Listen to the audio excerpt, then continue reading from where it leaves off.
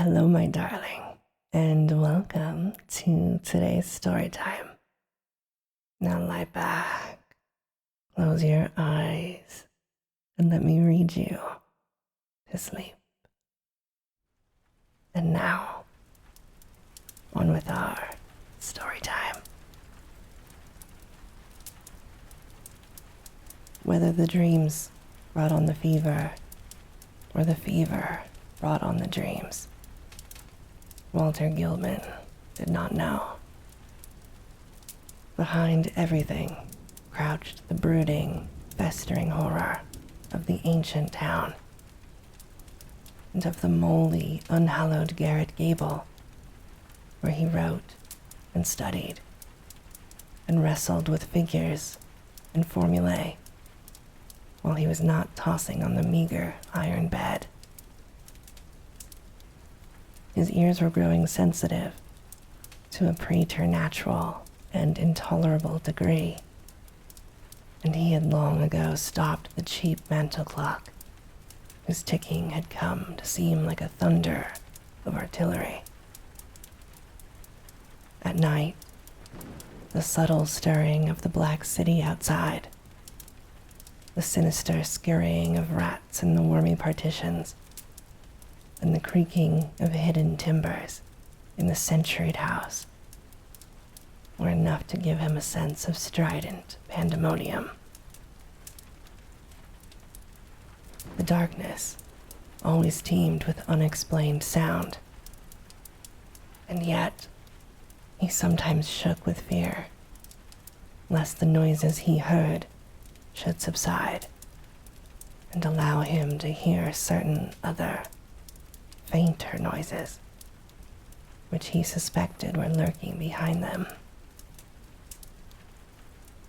He was in the changeless, legend-haunted city of Arkham, with its clustering gambrel roofs that sway and sag over attics where witches hid from the king's men in the dark, olden days of the province. Nor was any spot in that city more steeped in macabre memory than the gable room which harbored him. For it was this house and this room which had likewise harbored old Keziah Mason, whose flight from Salem Gaol at the last no one was ever able to explain. That was in 1692. The gaoler had gone mad and babbled of a small, white-fanged furry thing which scuttled out of Keziah's cell. Not even Cotton Mather could explain the curves and angles smeared on the gray stone walls with some red, sticky fluid. Possibly, Gilman ought not to have studied so hard. Non-Euclidean calculus and quantum physics are enough to stretch any brain. And when one mixes them with folklore and tries to trace a strange background of multidimensional reality behind the ghoulish hints of the Gothic tales and the wild whispers of the chimney corner, one can hardly expect to be wholly free from mental tension. Gilman came from Haverhill, but it was only after he had entered college in Arkham that he began to connect his mathematics with the fantastic legends of elder magic. Something in the air of the gray town was obscurely on his imagination. The professors at Miskatonic had urged him to slacken up and had voluntarily cut down his course at several points. Moreover, they had stopped him from consulting the dubious old books on forbidden secrets that were kept under lock and key in a vault at the university library. But all these precautions came late in the day, so that Gilman had some terrible hints from the dreaded Necronomicon of Abdul al-Huzred the fragmentary Book of Eibon, and the suppressed Unaussprechlichen Kulten of von Huntz to correlate with his abstract formulae on the properties of space and the linkage of dimensions known and unknown. He knew his room was in the old witch house. That, indeed, was why he had taken it. There was much in the Essex County records about Keziah Mason's trial, including what she had admitted under pressure to the court of Oyer and Terminer.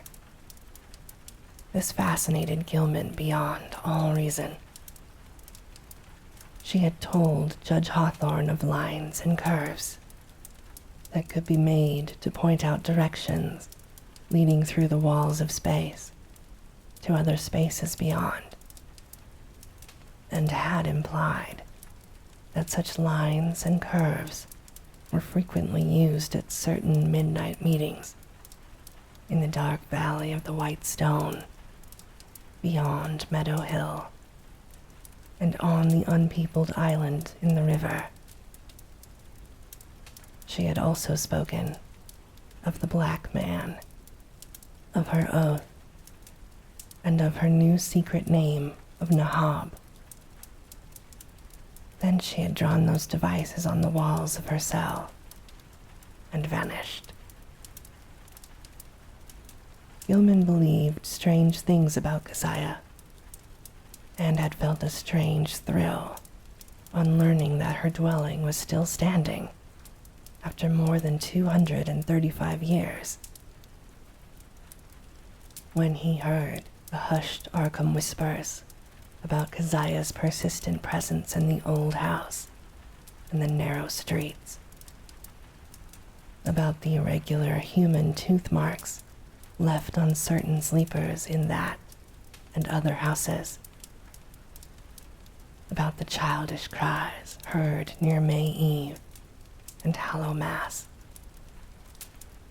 about the stench often noted in the old house's attic just after those dreaded seasons, and about the small, furry, sharp-toothed thing which haunted the moldering structure and the town, and nuzzled people curiously in the black hours before dawn. He resolved to live in the place at any cost. A room was easy to secure, for the house was unpopular, hard to rent, and long given over to cheap lodgings. Gilman could not have told what he expected to find there, but he knew he wanted to be in the building where some circumstance had more or less suddenly given a mediocre old woman of the 17th century an insight into mathematical depths perhaps beyond the utmost modern dwellings of Planck, Heisenberg, Einstein, and de Sitter. He studied the timber and plaster walls for traces of cryptic designs at every accessible spot where the paper had peeled, and within a week managed to get the eastern attic room where Keziah was held to have practiced her spells. It had been vacant from the first, for no one had ever been willing to stay there long, but the Polish landlord had grown wary about renting it. Yet nothing would ever happen to Gilman until about the time of the fever. No ghostly Keziah flitted through the somber halls and chambers. No small furry thing crept into his dismal eyrie to nuzzle him. And no record of the witch's incantations rewarded his constant search. Sometimes he would take walks through shadowy tangles of unpaved, musty-smelling lanes, where eldritch brown houses of unknown age leaned and tottered and leered mockingly through narrow, small-paned windows. Here, he knew strange things had happened once, and there was a faint suggestion behind the surface that everything of that monstrous past might not, at least in the darkest, narrowest, and most intricately crooked alleys, have utterly perished. He also rowed out twice to the ill-regarded island in the river, and made a sketch of the singular angles described by the moss-grown rows of gray standing stones, whose origin was so obscure and immemorial. Gilman's room was of good size, but strangely irregular shape, the north wall slanting perceptibly inward from the outer to the inner end, while the low ceiling slanted gently downward in the same direction. Aside from an obvious rat hole and the signs of other stopped-up ones, there was no access, nor any appearance of a former avenue of access to that space, which must have existed between the slanting wall and the straight outer wall on the house's north side. Although a view from the exterior showed where a window had been boarded up at a very remote date. The loft above the ceiling, which must have had a slanting floor, was likewise inaccessible. When Gilman climbed up a ladder to the cobwebbed loft above the rest of the attic, he found the vestiges of a bygone aperture, tightly and heavily covered with ancient planking, and secured by the stout wooden pegs common in colonial carpentry. No amount of persuasion, however, could induce the stolid landlord to let him investigate either of these two enclosed spaces. As time wore on, his absorption in the irregular wall and ceiling of his room increased, for he began to read into the odd angles a mathematical significance, which seemed to offer vague clues regarding their purpose. Old Keziah, he reflected, might have had excellent reasons for living in a room with peculiar angles. Or was it not, through certain angles, that she claimed to have gone outside the boundaries of the world of space that we know? His interest gradually veered away from the unplumbed voids beyond the slanting surfaces, since it now appeared that the purpose of those surfaces concerned the side he was already on. The touch of brain fever and the dreams began early in February.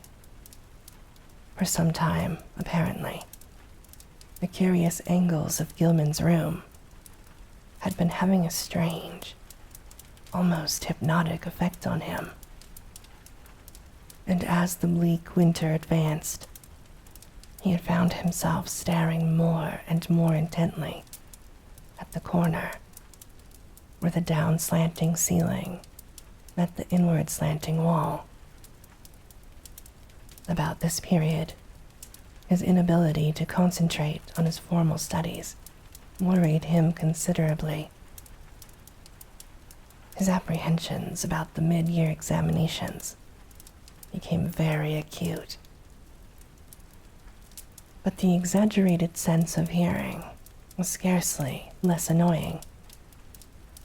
Life had become an insistent and almost unendurable cacophony, and there was that constant, terrifying impression of other sounds, perhaps from regions beyond life, trembling on the very brink of audibility. So far as concrete noises went, the rats in the ancient partitions were the worst.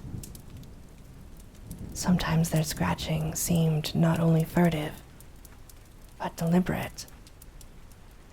When it came from beyond the slanting north wall, it was mixed with a sort of dry rattling.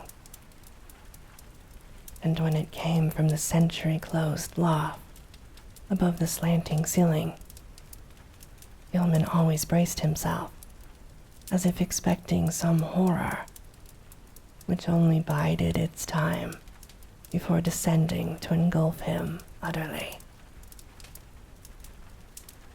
The dreams were wholly beyond the pale of sanity, and Gilman felt that they must be a result, jointly, of his studies in mathematics and in folklore.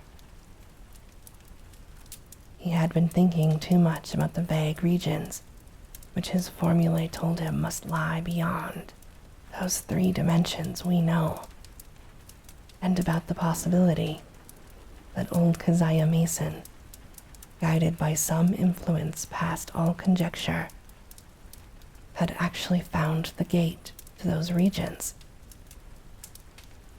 The yellowed county records containing her testimony and that of her accusers were so damnably suggestive of things beyond human experience, and the descriptions of the darting, little furry object which served as her familiar were so painfully realistic despite their incredible details. That object, no larger than a good-sized rat, and quaintly called by the townspeople Brown Jenkin, seemed to have been the fruit of a remarkable case of sympathetic hurt delusion. For in 1692, no less than 11 persons had testified to glimpsing it. There were recent rumors, too, with a baffling and disconcerting amount of agreement. Witnesses said it had long hair and the shape of a rat, but that its sharp-toothed, bearded face was evilly human, while its paws were like tiny human hands. It took messages betwixt old Keziah and the devil, and was nursed on the witch's blood, which it sucked like a vampire. Its voice was a kind of loathsome titter, and it could speak all languages. Of all the bizarre monstrosities in Gilman's dreams, nothing filled him with greater panic and nausea than this blasphemous and diminutive hybrid, whose image flitted across his vision in a form 1,000-fold more hateful than anything his waking mind had deduced from the ancient records and the modern whispers. Gilman's dreams consisted largely in plunges through limitless abysses of inexplicably colored twilight and bafflingly disordered sound, abysses whose material and gravitational properties and whose relation to his own entity he could not even begin to explain.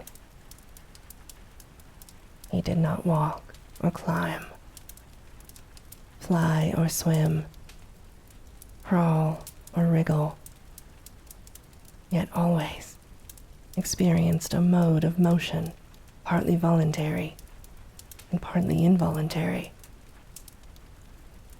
Of his own condition he could not well judge, for sight of his arms, legs, and torso always seemed cut off by some odd disarrangement of perspective.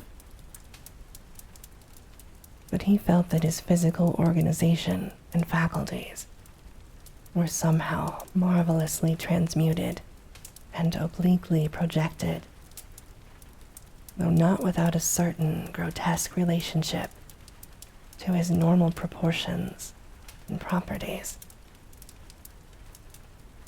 The abysses were by no means vacant being crowded with indescribably angled masses of alien-hued substance, some of which appeared to be organic, while others seemed inorganic. A few of the organic objects tended to awake vague memories in the back of his mind, though he could form no conscious idea of what they mockingly resembled or suggested. In the later dreams, he began to distinguish separate categories into which the organic objects appeared to be divided, and which seemed to involve in each case a radically different species of conduct, pattern, and basic motivation. Of these categories, one seemed to him to include objects slightly less illogical and irrelevant in their motions than the members of the other categories.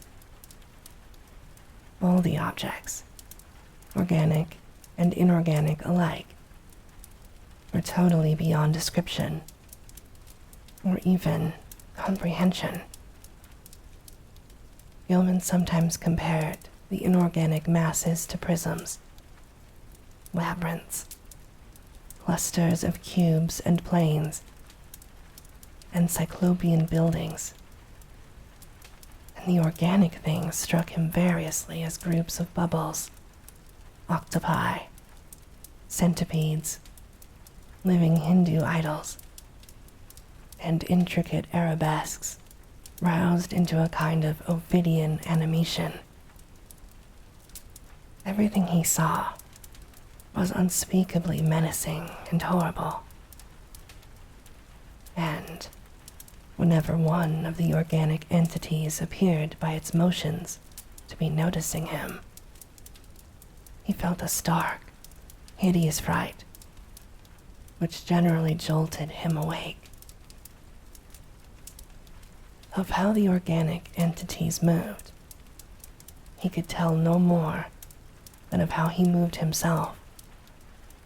In time, he observed a further mystery, the tendency of certain entities to appear suddenly out of empty space, or to disappear totally with equal suddenness. The shrieking, roaring, confusion of sound which permeated the abysses was past all analysis as to pitch, timbre, or rhythm, but seemed to be synchronous with vague visual changes in all the indefinite objects, organic and inorganic alike. Gilman had a constant sense of dread that it might rise to some unbearable degree of intensity during one or another of its obscure, relentlessly inevitable fluctuations. But it was not in these vortices of complete alienage that he saw Brown Jenkin. That shocking little horror was reserved for a certain lighter, sharper dream, which assailed him just before he dropped into the fullest depths of sleep. He would be lying in the dark, fighting to keep awake when a faint lambent glow would seem to shimmer around the centuried room, showing in a violet mist the convergence of angled planes which had seized his brain so insidiously. The horror would appear to pop out of the rat hole in the corner and patter toward him over the sagging, wide-flanked floor, with evil expectancy in its tiny, bearded, human face. But mercifully, the stream always melted away before the object got close enough to nuzzle him. It had hellishly long, sharp, canine teeth. Every day, Gilman tried to stop up the rat hole, but each night the real tenants of the partitions would gnaw away the obstruction, whatever it might be. Once, he had the landlord nail tin over it, but the next night the rats gnawed a fresh hole, in making which they pushed or dragged out into the room a curious little fragment of bone. Gilman did not report his fever to the doctor, for he knew he could not pass the examinations if ordered to the college infirmary, where every moment was needed for cramming. As it was, he failed in Calculus D and advanced general psychology, though not without hope of making up lost ground before the end of the term. It was in March, when a fresh element entered his lighter preliminary dreaming, and the nightmare shape of Brown Jenkin began to be companioned by the nebulous blur, which grew more and more to resemble a bent, old woman. This addition disturbed him more than he could account for, but finally he decided that it was like an ancient crone whom he had actually twice encountered in the dark tangle of lanes near the abandoned wharfs. On those occasions, the evil, sardonic, and seemingly unmotivated stare of the beldame had set him almost shivering, especially the first time, when an overgrown rat darting across the shadowed mouth of a neighboring alley had made him think irrationally of Brown Jenkin. Now, he reflected, those nervous fears were being mirrored in his disordered dreams. That the influence of the old house was unwholesome, he could not deny. But traces of his eagerly morbid interest still held him there. He argued that the fever alone was responsible for his nightly fantasies, and that when the touch abated, he would be free from the monstrous visions. Those visions, however, were of abhorrent vividness and convincingness, and whenever he awaked, he retained a vague sense of having undergone much more than he remembered. He was hideously sure that in unrecalled dreams he had talked with both Brown Jenkin and the old woman, and that they had been urging him to go somewhere with them, and to meet a third being of greater potency. Toward the end of March, he began to pick up in his mathematics, though other studies bothered him increasingly, and he was getting an intuitive knack for solving Riemannian equations, and astonished Professor Upham by his comprehension of fourth-dimensional and other problems, which had floored all the rest of the class.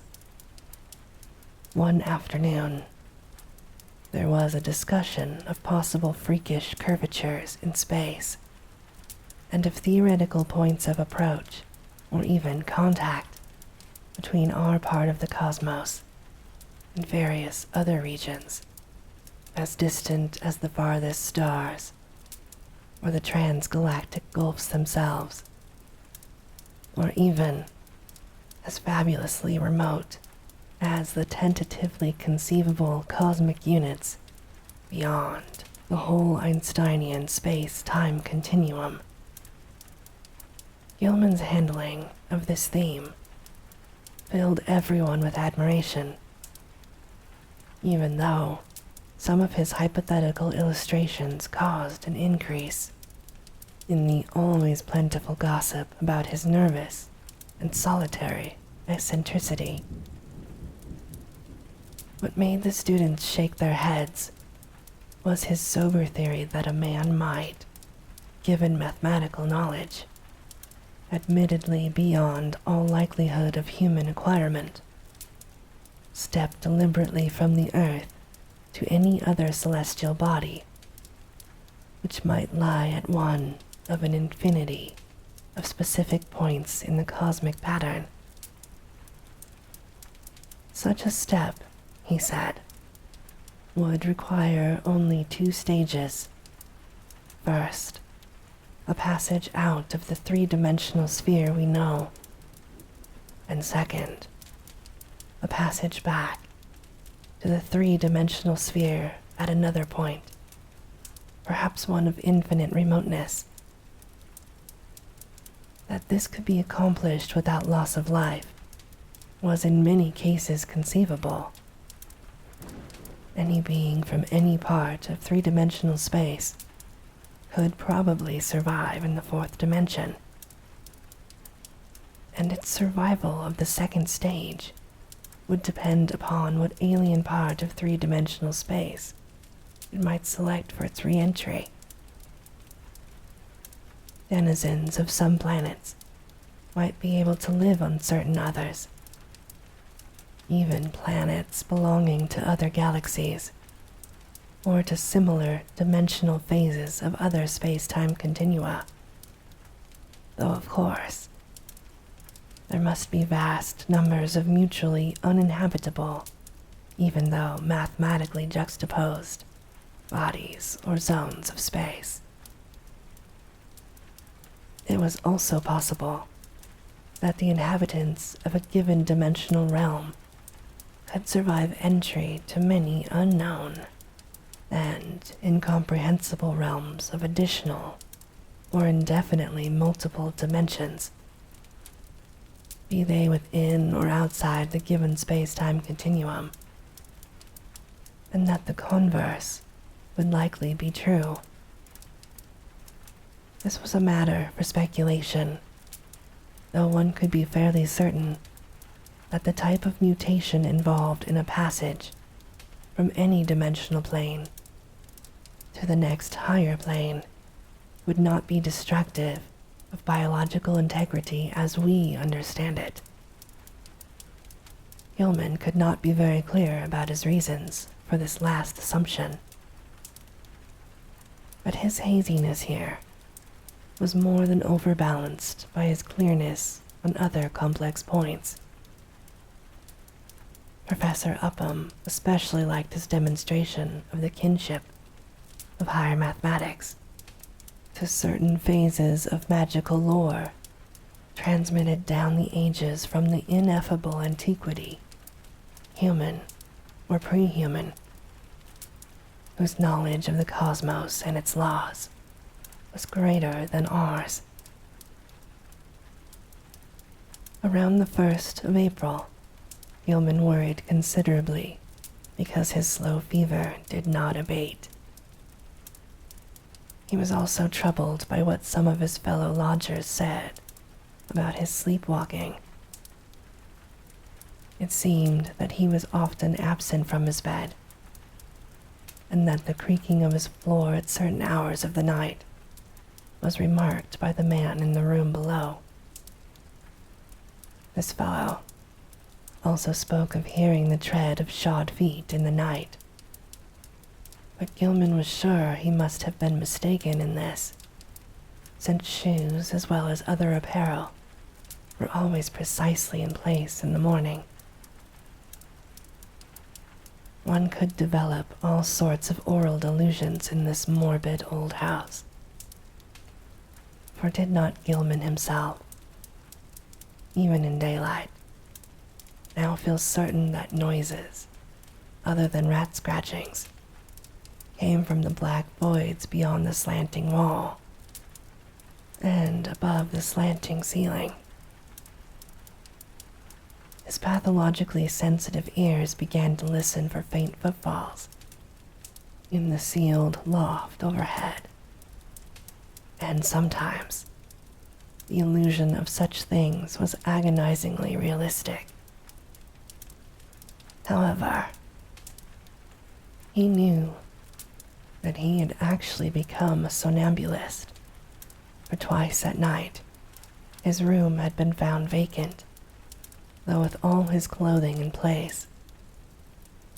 Of this he had been assured by Frank Elwood, the one fellow student whose poverty forced him to room in this squalid and unpopular house. Elwood had been studying in the small hours and had come up for help on a differential equation, only to find Gilman absent. It had been rather presumptuous of him to open the unlocked door after knocking and failed to rouse a response. But he had needed the help very badly, and thought that his host would not mind a gentle prodding awake. On neither occasion, though, had Gilman been there, and when told of the matter, he wondered where he could have been wandering, barefoot, and with only his nightclothes on. He resolved to investigate the matter if reports of his sleepwalking continued, and thought of sprinkling flour on the floor of the corridor to see where his footsteps might lead. The door was the only conceivable egress. There was no possible foothold outside the narrow window.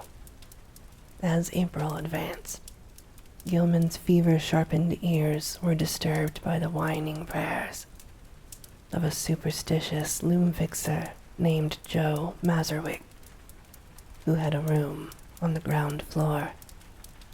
Mazurwicks had told long, rambling stories about the ghost of old Keziah and the furry, sharp-fanged, nuzzling thing, and had said he was so badly haunted at times that only his silver crucifix, given to him for this purpose by Father Iwanicki of St. Stanislaus's Church, and it could bring him relief. Now he was praying because the witch's Sabbath was drawing near. May Eve was Walpurgis night, when hell's blackest evil roamed the earth, and all the slaves of Satan gathered for nameless rites and deeds. It was always a very bad time in Arkham, even though the fine folks up in Miskatonic Avenue and High and Saltonstall streets pretended to know nothing about it. There would be bad doings, and a child or two would probably be missing.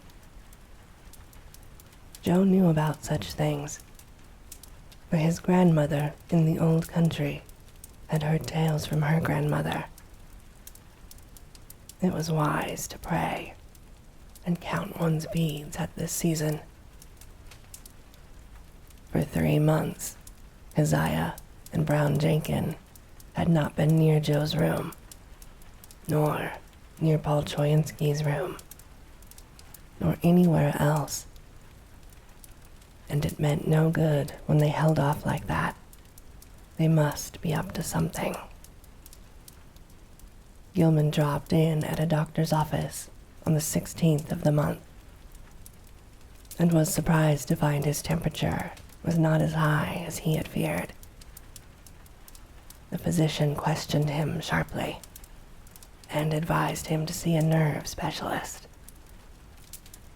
On reflection, he was glad he had not consulted the still more inquisitive college doctor, old Waldron, who had curtailed his activities before, who would have made him take a rest, an impossible thing, now that he was so close to great results in his equations.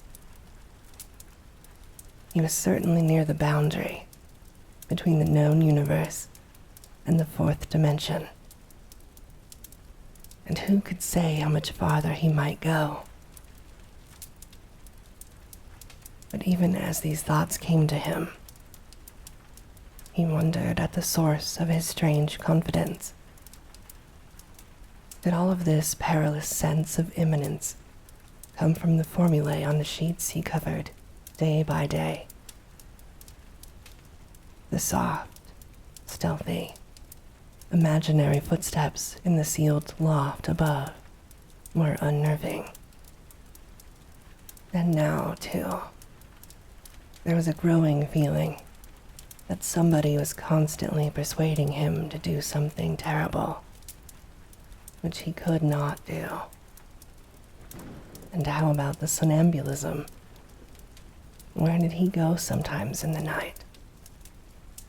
And what was that faint suggestion of sound, which once in a while seemed to trickle through the maddening confusion of indefinable sounds, even in broad daylight and full wakefulness? Its rhythm did not correspond to anything on earth,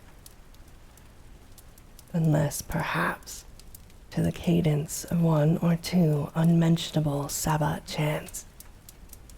And sometimes he feared it corresponded to certain attributes of the vague, shrieking or roaring in those wholly alien abysses of Trame. The dreams were meanwhile getting to be atrocious. In the lighter, preliminary phase, the evil old woman was now of fiendish distinctness, and Gilman knew she was the one who had frightened him in the slums. Her bent back, long nose, and shriveled chin were unmistakable, and her shapeless brown garments were like those he remembered. The expression on her face was one of hideous malevolence and exultation, and when he awaked, he could recall a croaking voice that persuaded and threatened. He must meet the black man and go with them all to the throne of Azathoth at the center of ultimate chaos. That was what she said. He must sign in his own blood the Book of Azathoth and take a new secret name now that his independent delvings had gone so far.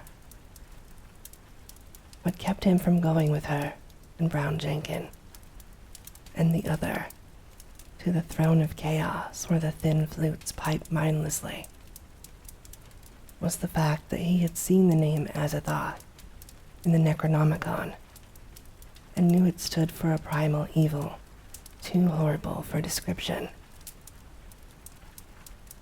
The old woman always appeared out of thin air, near the corner where the downward slant met the inward slant.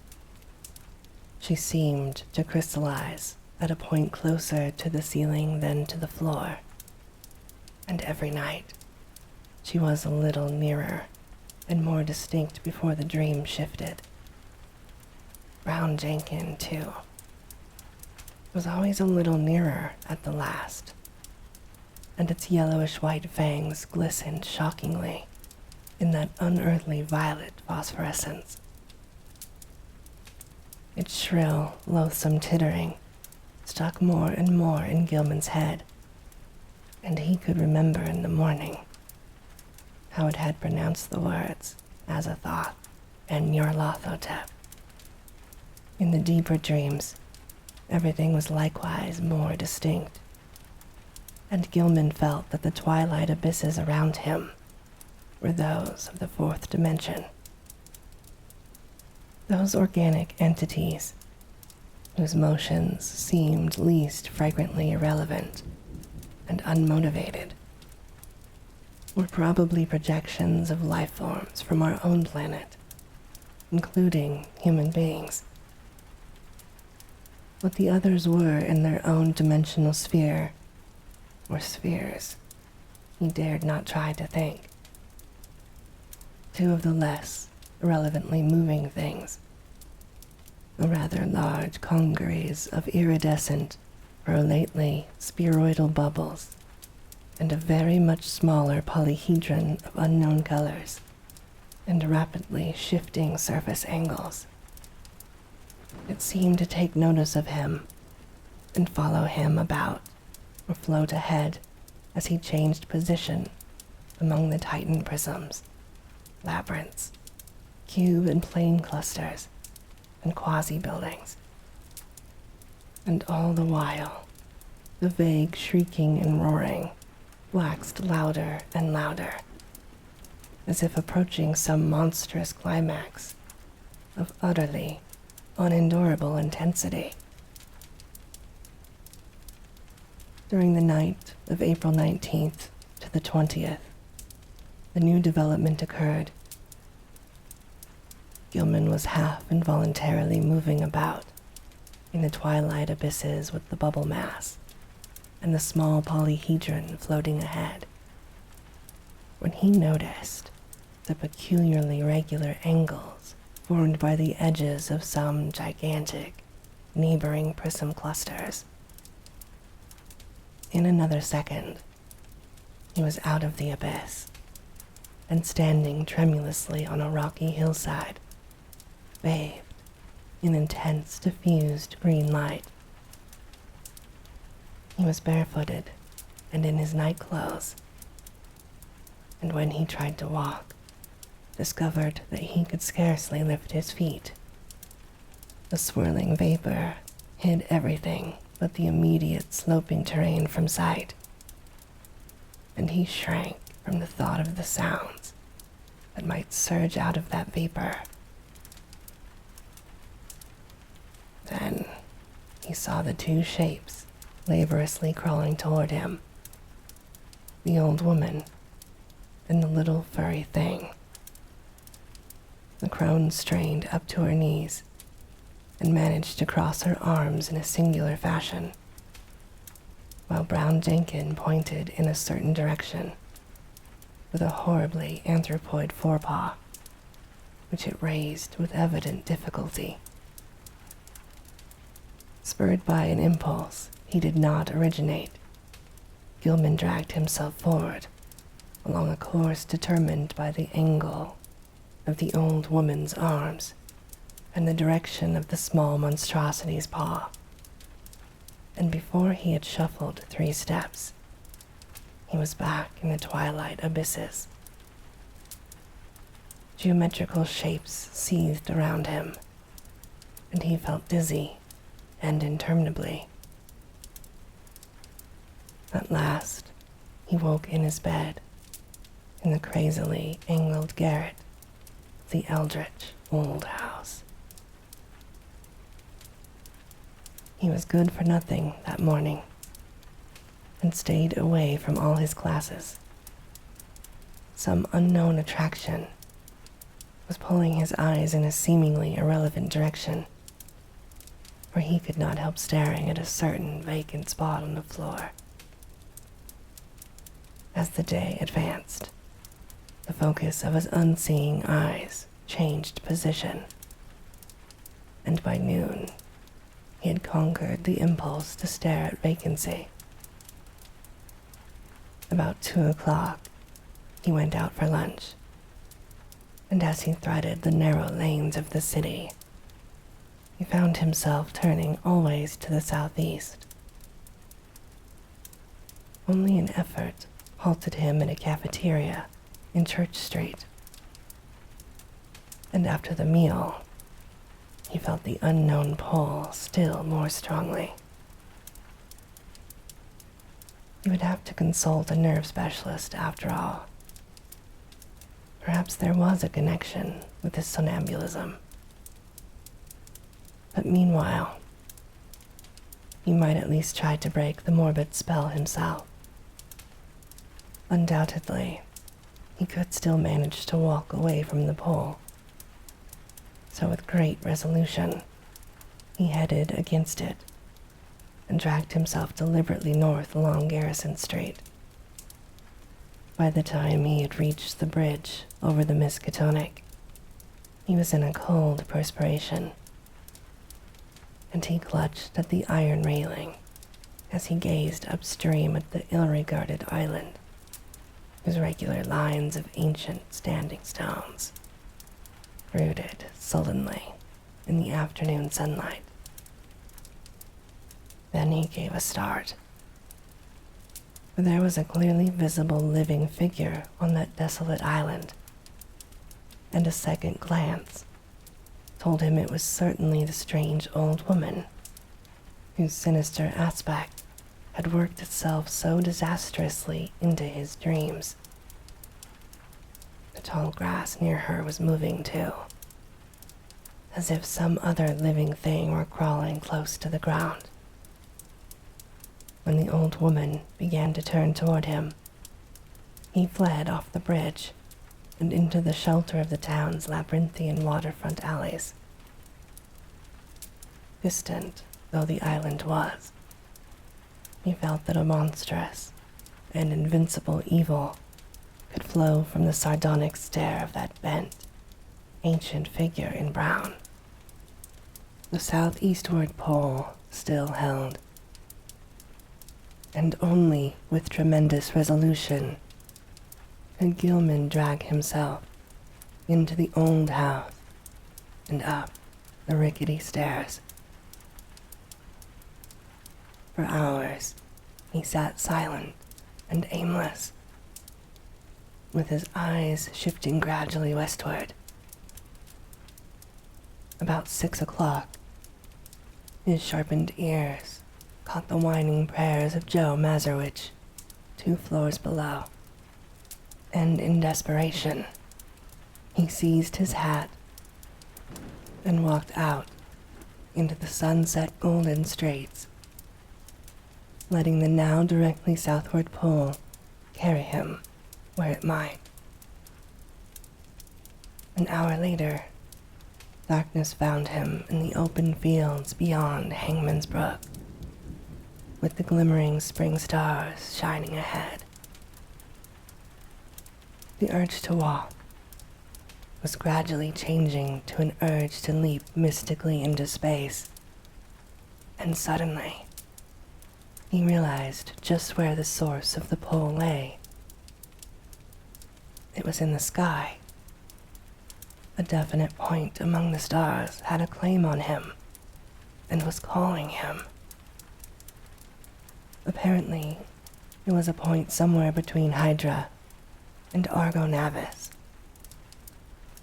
and he knew that he had been urged toward it ever since he awakened soon after dawn. In the morning, it had been underfoot.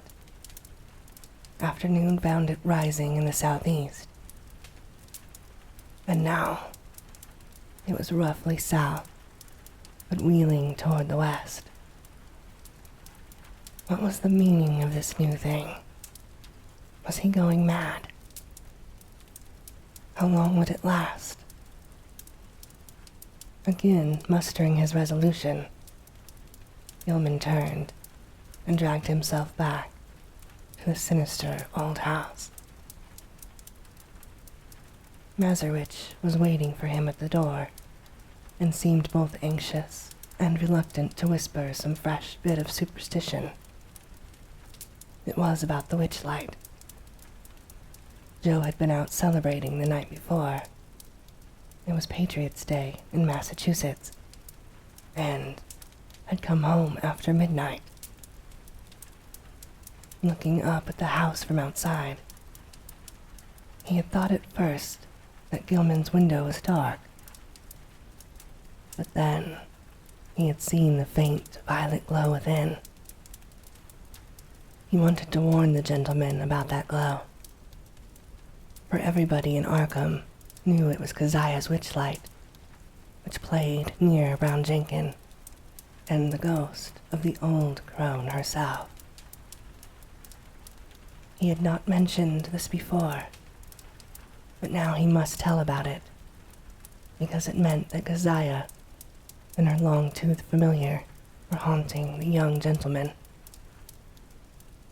Sometimes, he and Paul Choyinski and landlord Dombrowski thought they saw that light seeping out of cracks in the sealed loft above the young gentleman's room, but they had all agreed not to talk about that. However, it would be better for the gentleman to take another room and get a crucifix from some good priest like Father Iwanicki. As the man rambled on, Gilman felt a nameless panic clutch at his throat. He knew that Joe must have been half drunk when he came home the night before. Yet, this mention of a violet light in the garret window was of frightful import. It was a lambent glow of this sort, which always played about the old woman and the small furry thing in those lighter, sharper dreams, which prefaced his plunge into unknown abysses, and the thought that a wakeful second person could see the dream luminance was utterly beyond sane harborage. Yet where had the fellow got such an odd notion? Had he himself talked as well as walked around the house in his sleep? No, Joe said. He had not. But he must check up on this. Perhaps Frank Elwood would tell him something, though he hated to ask. Fever, wild dreams, somnambulism, illusions of sounds, a pull toward a point in the sky, and now the suspicion of insane sleep-talking. He must stop studying, see a nerve specialist, and take himself in hand. When he climbed to the second story, he paused at Elwood's door, but saw that the other youth was out. Reluctantly, he continued up to his garret room and sat down in the dark. His gaze was still pulled to the southwest, but he found himself listening intently for some sound in the closed loft above, and half imagined that an evil violet light seeped down through an infinitesimal crack in the low, slanting ceiling. That night, as Gilman slept, the violet light broke upon him with heightened intensity, and the old witch and small furry thing, getting closer than ever before, mocked him with inhuman squeals and devilish gestures. He was glad to sink into the vaguely roaring twilight abysses, though the pursuit of that iridescent bubble congeries and that kaleidoscopic little polyhedron was menacing and irritating. Then came the shift as vast converging planes of a slippery-looking substance loomed above and below him. A shift which ended in a flash of delirium and a blaze of unknown. It was an alien light in which yellow, carmine, and indigo were madly and inextricably blended.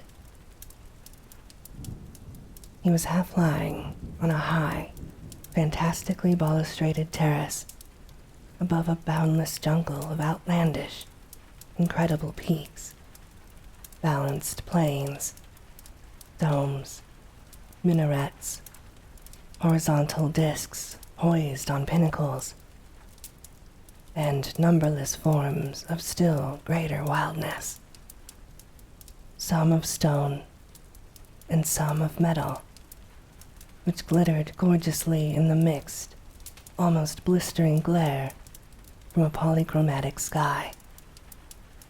Looking upward, he saw 3 stupendous discs of flame, each of a different hue, and at a different height above an infinitely distant curving horizon of low mountains. Behind him, tiers of higher terraces towered aloft as far as he could see. The city below stretched away to the limits of vision, and he hoped that no sound would well up from it. The pavement from which he easily raised himself was of a veined, polished stone, beyond his power to identify, and the tiles were cut in bizarre angled shapes, which struck him as less asymmetrical than based on some unearthly symmetry whose laws he could not comprehend. The balustrade was chest high, delicate, and fantastically wrought, while along the rail were ranged at short intervals little figures of grotesque design and exquisite workmanship. They, like the whole balustrade, seemed to be made of some sort of shining metal whose color could not be guessed in this chaos of mixed effulgences, and their nature utterly defied conjecture. They represented some rigid, barrel-shaped object with thin horizontal arms radiating spoke-like from a central ring, and with vertical knobs or bulbs projecting from the head and base of the barrel. Each of these knobs was the hub of a system of 5 long, flat, triangularly tapering arms arranged around it like the arms of starfish, nearly horizontal, but curving slightly away from the central barrel. The base of the bottom knob was fused to the long railing with so delicate a point of contact that several figures had been broken off and were missing. The figures were about 4.5 inches in height, while the spiky arms gave them a maximum diameter of about 2.5 inches. When Gilman stood up, the tiles felt hot to his bare feet. He was wholly alone, and his first act was to walk to the balustrade and look dizzily down at the endless, cyclopean city almost 2,000 feet below.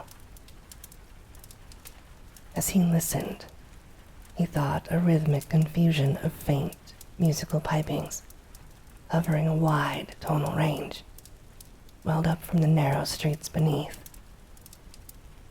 and he wished he might discern the denizens of the place. The sight turned him giddy after a while, so that he would have fallen to the pavement had he not clutched instinctively at the lustrous balustrade.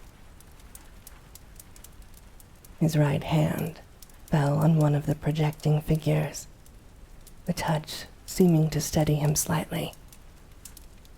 It was too much, however, for the exotic delicacy of the metalwork, and the spiky figure snapped off under his grasp. Still half dazed, he continued to clutch it as his other hand seized a vacant space on the smooth railing. But now, his oversensitive ears caught something behind him, and he looked back across the level terrace.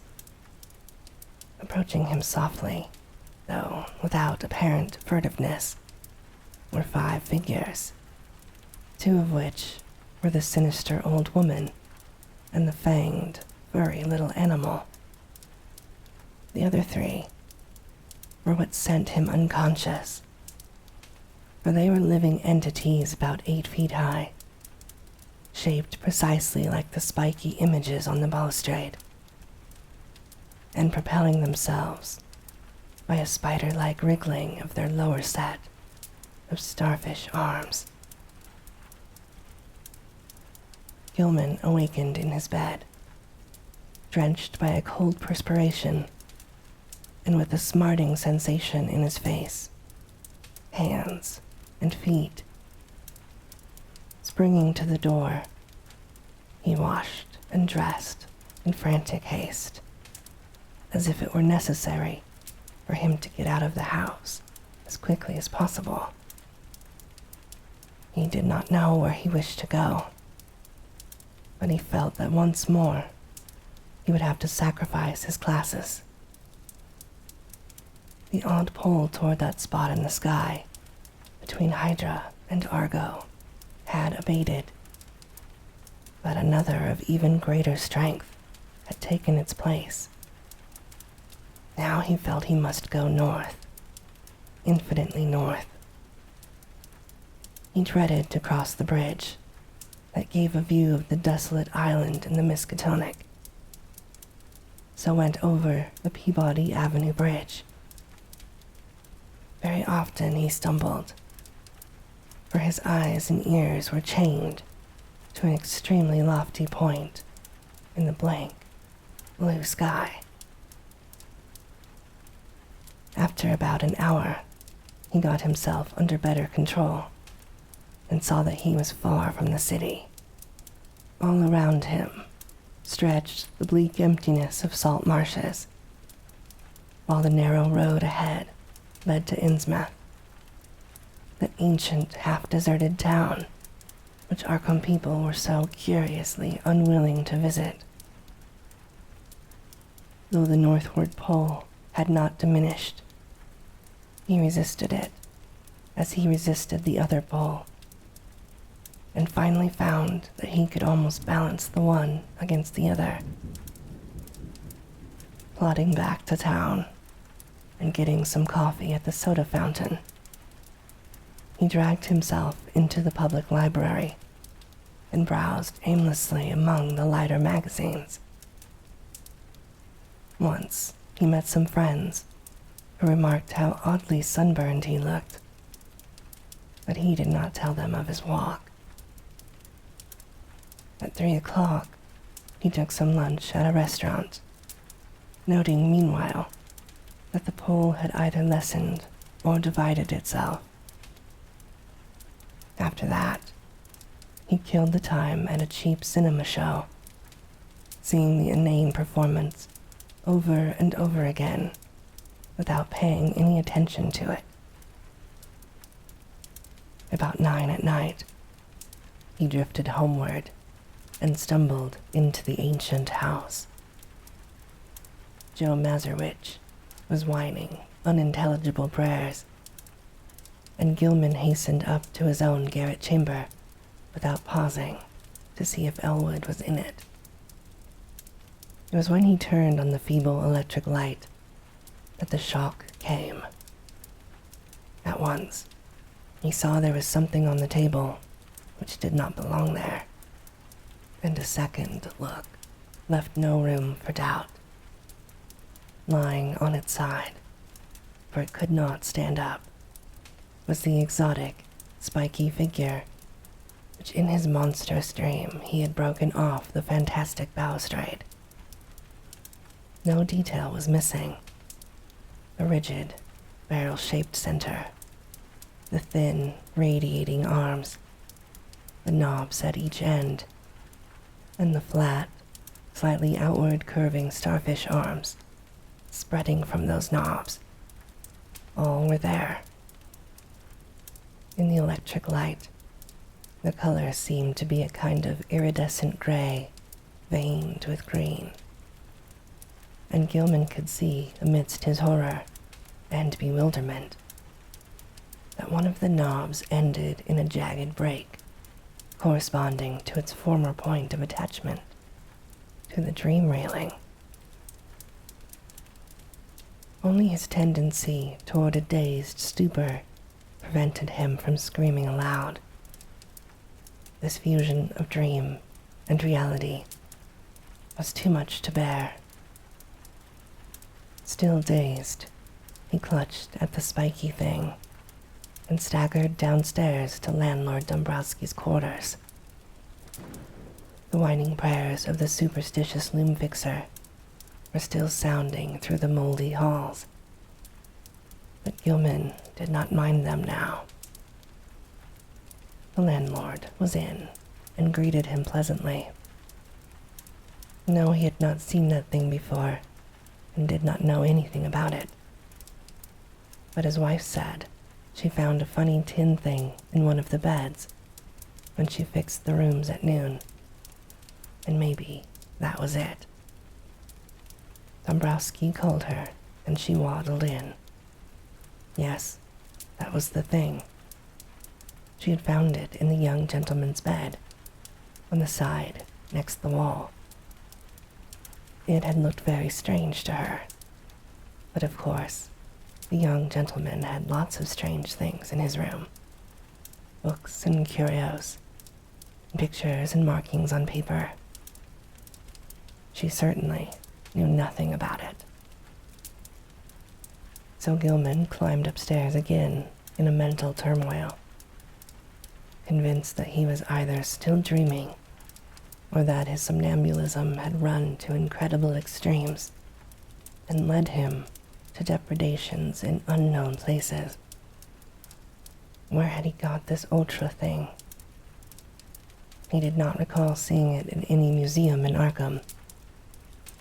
It must have been somewhere, though, and the sight of it, as he snatched it in his sleep, must have caused the odd dream picture of the balustraded terrace. Next day, he would make some very guarded inquiries, and perhaps see the nerve specialist.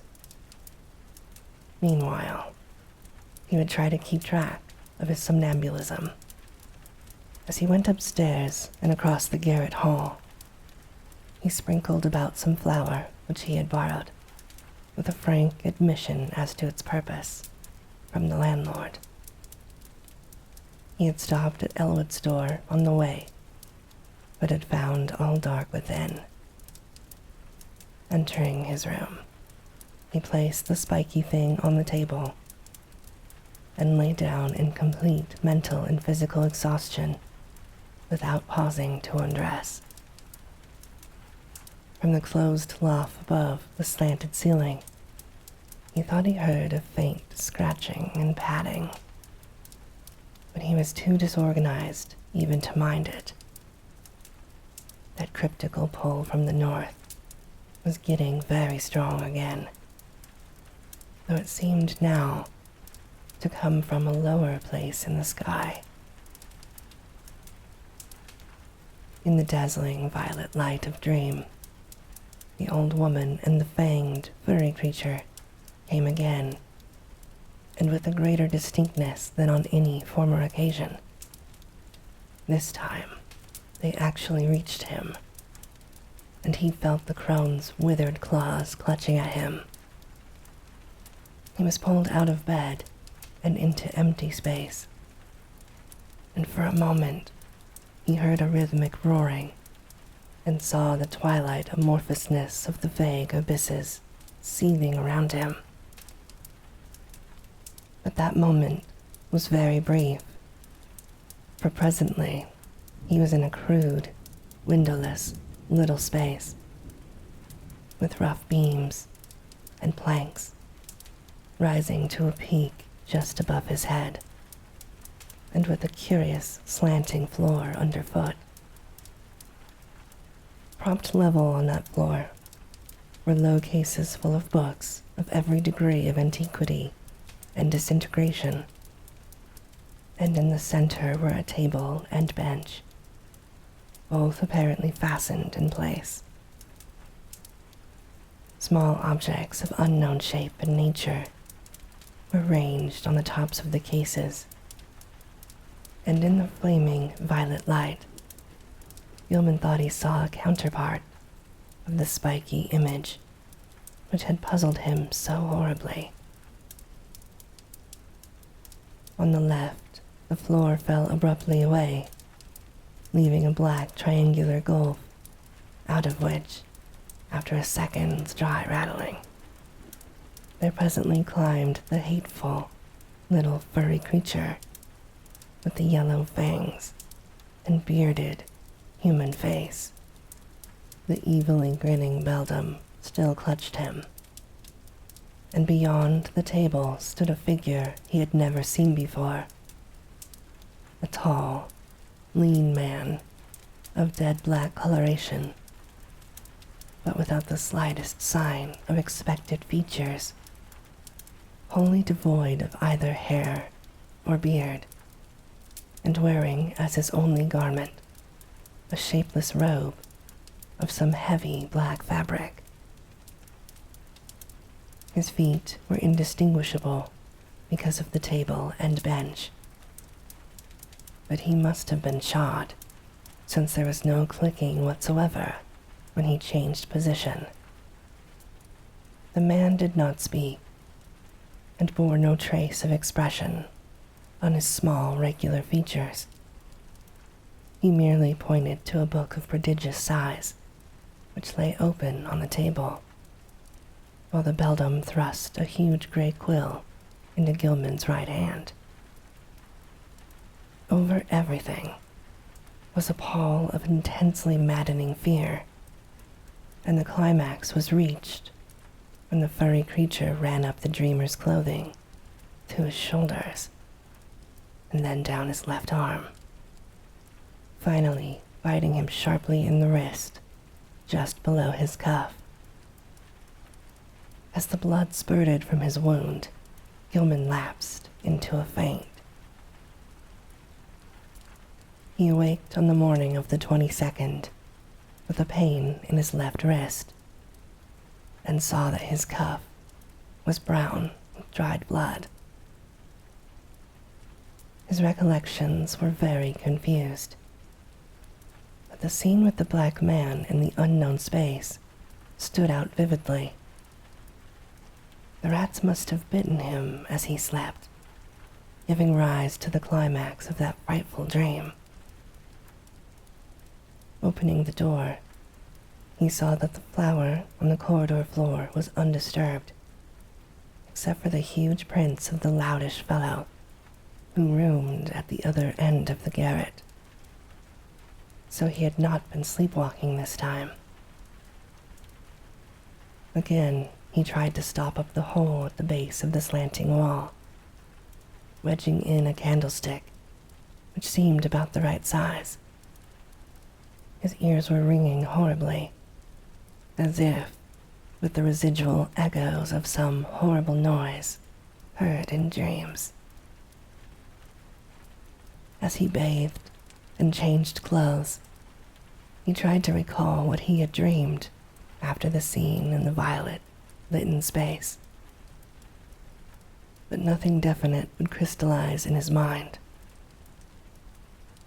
That scene itself must have corresponded to the sealed loft overhead, which had begun to attack his imagination so violently. But later, impressions were faint and hazy. There were suggestions of the vague, twilight abysses, and of still vaster, blacker abysses beyond them. Abysses in which all fixed suggestions of form were absent. He had been taken there by the bubble congeries and the little polyhedron, which always dogged him, but they, like himself, had changed to wisps of milky, barely luminous mist in this farther void of ultimate blackness. Something else had gone on ahead, a larger wisp, which now and then condensed into nameless approximations of form. And he thought that their progress had not been in a straight line, but rather along the alien curves and spirals of some ethereal vortex, which obeyed laws unknown to the physics and mathematics of any conceivable cosmos. Eventually, there had been a hint of vast, leaping shadows, of a monstrous, half-acoustic pulsing, and of the thin, monotonous piping of an unseen flute. But that was all. Gilman decided he had picked up the last conception from what he had read in the Necronomicon about the mindless entity Azathoth, which rules all space and time from a curiously environed black throne at the center of chaos. When the blood was washed away, the wrist wound proved very slight, and Gilman puzzled over the location of the two tiny punctures It occurred to him that there was no blood on the bedspread where he had lain, which was very curious in view of the amount on his skin and cuff. Had he been sleepwalking within his room? And had the rat bitten him as he sat in some chair, or paused in some less rational position? He looked in every corner for brownish drops or stains, but did not find any. He had better, he thought, sprinkle flour within the room, as well as outside the door. Though, after all, no further proof of his sleepwalking was needed. He knew he did walk, and the thing to do now was to stop it. He must ask Frank Elwood for help. This morning, the strange pulls from space seemed lessened, though they were replaced by another sensation, even more inexplicable. It was a vague, insistent impulse to fly away from his present situation, but held not a hint of the specific direction in which he wished to fly. As he picked up the strange, spiky image on the table, he thought the older northward pull grew a trifle stronger. But even so, it was wholly overruled by the newer and more bewildering urge. He took the spiky image down to Elwood's room, steeling himself against the whines of the loom fixer, which welled up from the ground floor. Elwood was in, thank heaven, and appeared to be stirring about. There was time for a little conversation before leaving for breakfast and college, so Gilman hurriedly poured forth an account of his recent dreams and fears. His host was very sympathetic and agreed that something ought to be done. He was shocked by his guest's drawn, haggard aspect and noticed the strange, abnormal-looking sunburn, which others had remarked during the past week. There was not much, though, that he could say. He had not seen Gilman on any sleepwalking expedition, and had no idea what the curious image could be. He had, though, heard the French-Canadian, who lodged just under Gilman, talking to Mazurwick one evening. They were telling each other how badly they dreaded the coming of Walpurgis night, now only a few days off, and were exchanging pitying comments about the poor, doomed young gentleman. Desrochers, the fellow under Gilman's room, had spoken of nocturnal footsteps, both shod and unshod, and of the violet light he saw one night when he had stolen fearfully up to peer through Gilman's keyhole. He had not dared to peer, he told Mazurwitch, after he had glimpsed that light through the cracks around the door. There had been soft talking, too, and as he began to describe it, his voice had sunk to an inaudible whisper. Elwood could not imagine what had set these superstitious creatures gossiping, but supposed their imaginations had been roused by Gilman's late hours and somnolent walking and talking on the one hand, and by the nearness of traditionally feared May Eve on the other.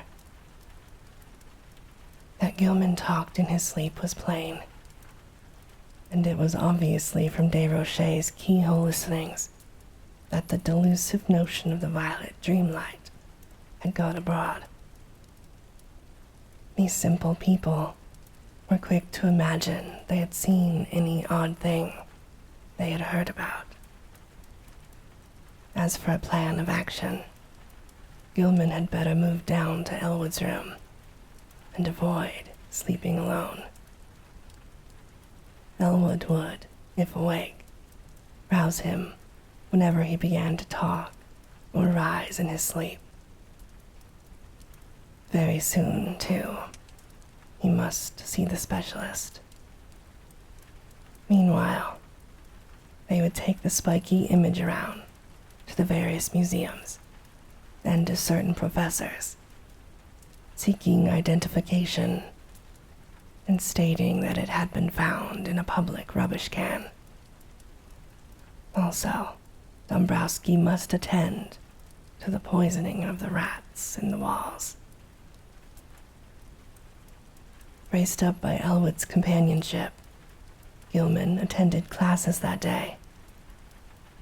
Strange urges still tugged at him, but he could sidetrack them with considerable success. During a free period, he showed the strange image to several professors, all of whom were intensely interested, though none of them could shed any light upon its nature or origin.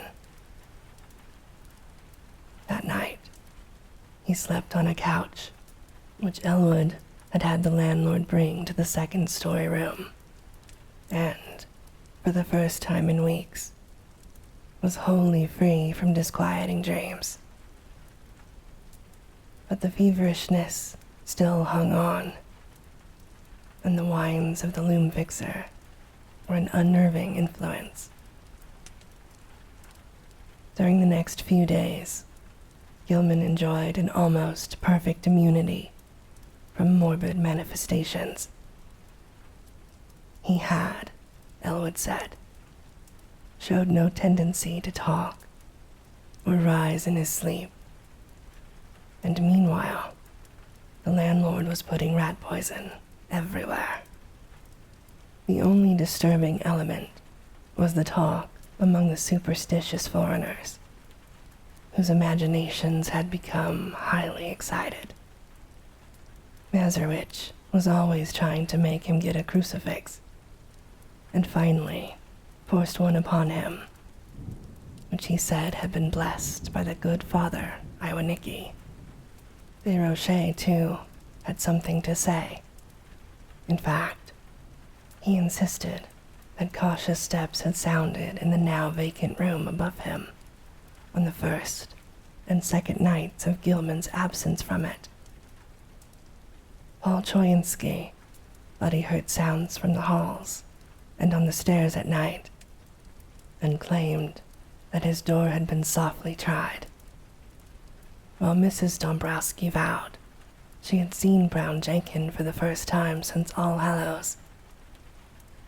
But such naive reports could mean very little, and Gilman let the cheap metal crucifix hang idly from a knob on his host's dresser.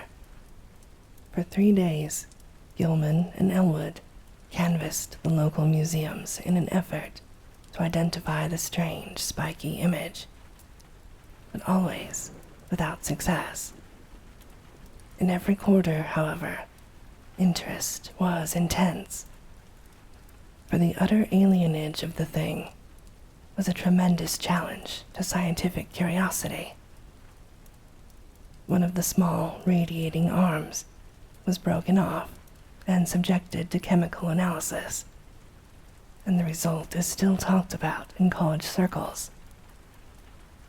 Professor Ellery found platinum, iron, and tellurium in the strange alloy, but mixed with these were at least 3 other apparent elements of high atomic weight, which chemistry was absolutely powerless to classify. Not only did they fail to correspond with any known element, but they did not even fit the vacant places reserved for probable elements in the periodic system. The mystery remains unsolved to this day, though the image is on exhibition at the Museum of Miskatonic University. On the morning of April 27th, a fresh rat hole appeared in the room where Gilman was a guest, that Dombrowski tinned it up during the day. The poison was not having much effect. Her scratchings and scurryings in the walls were virtually undiminished. Elwood was out late that night, and Gilman waited up for him. He did not wish to go to sleep in a room alone, especially since he thought he had glimpsed in the evening twilight the repellent old woman whose image had become so horribly transferred to his dreams. He wondered who she was, and what had been near her, rattling the tin can in a rubbish heap at the mouth of a squalid courtyard. The crone had seemed to notice him and leer evilly at him, though perhaps this was merely his imagination. The next day, both youths felt very tired and knew they would sleep like logs when night came. In the evening, they drowsily discussed the mathematical studies which had so completely and perhaps harmfully engrossed Gilman, and they speculated about the linkage with ancient magic and folklore, which seemed so darkly probable. They spoke of old Keziah Mason, and Elwood agreed that Gilman had good scientific grounds for thinking she might have stumbled on strange and significant information. The hidden cults to which these witches belonged often guarded and handed down surprising secrets from elder, forgotten eons, and it was by no means impossible that Keziah had actually mastered the art of passing through dimensional gates. Tradition emphasizes the uselessness of material barriers in halting a witch's motions, and who can say what underlies the old tales of broomstick rides through the night? Whether a modern student could ever gain similar powers from mathematical research alone was still to be seen. Success, Gilman added, might lead to dangerous and unthinkable situations, for who could foretell the conditions pervading an adjacent, but normally inaccessible dimension? On the other hand, the picturesque possibilities were enormous.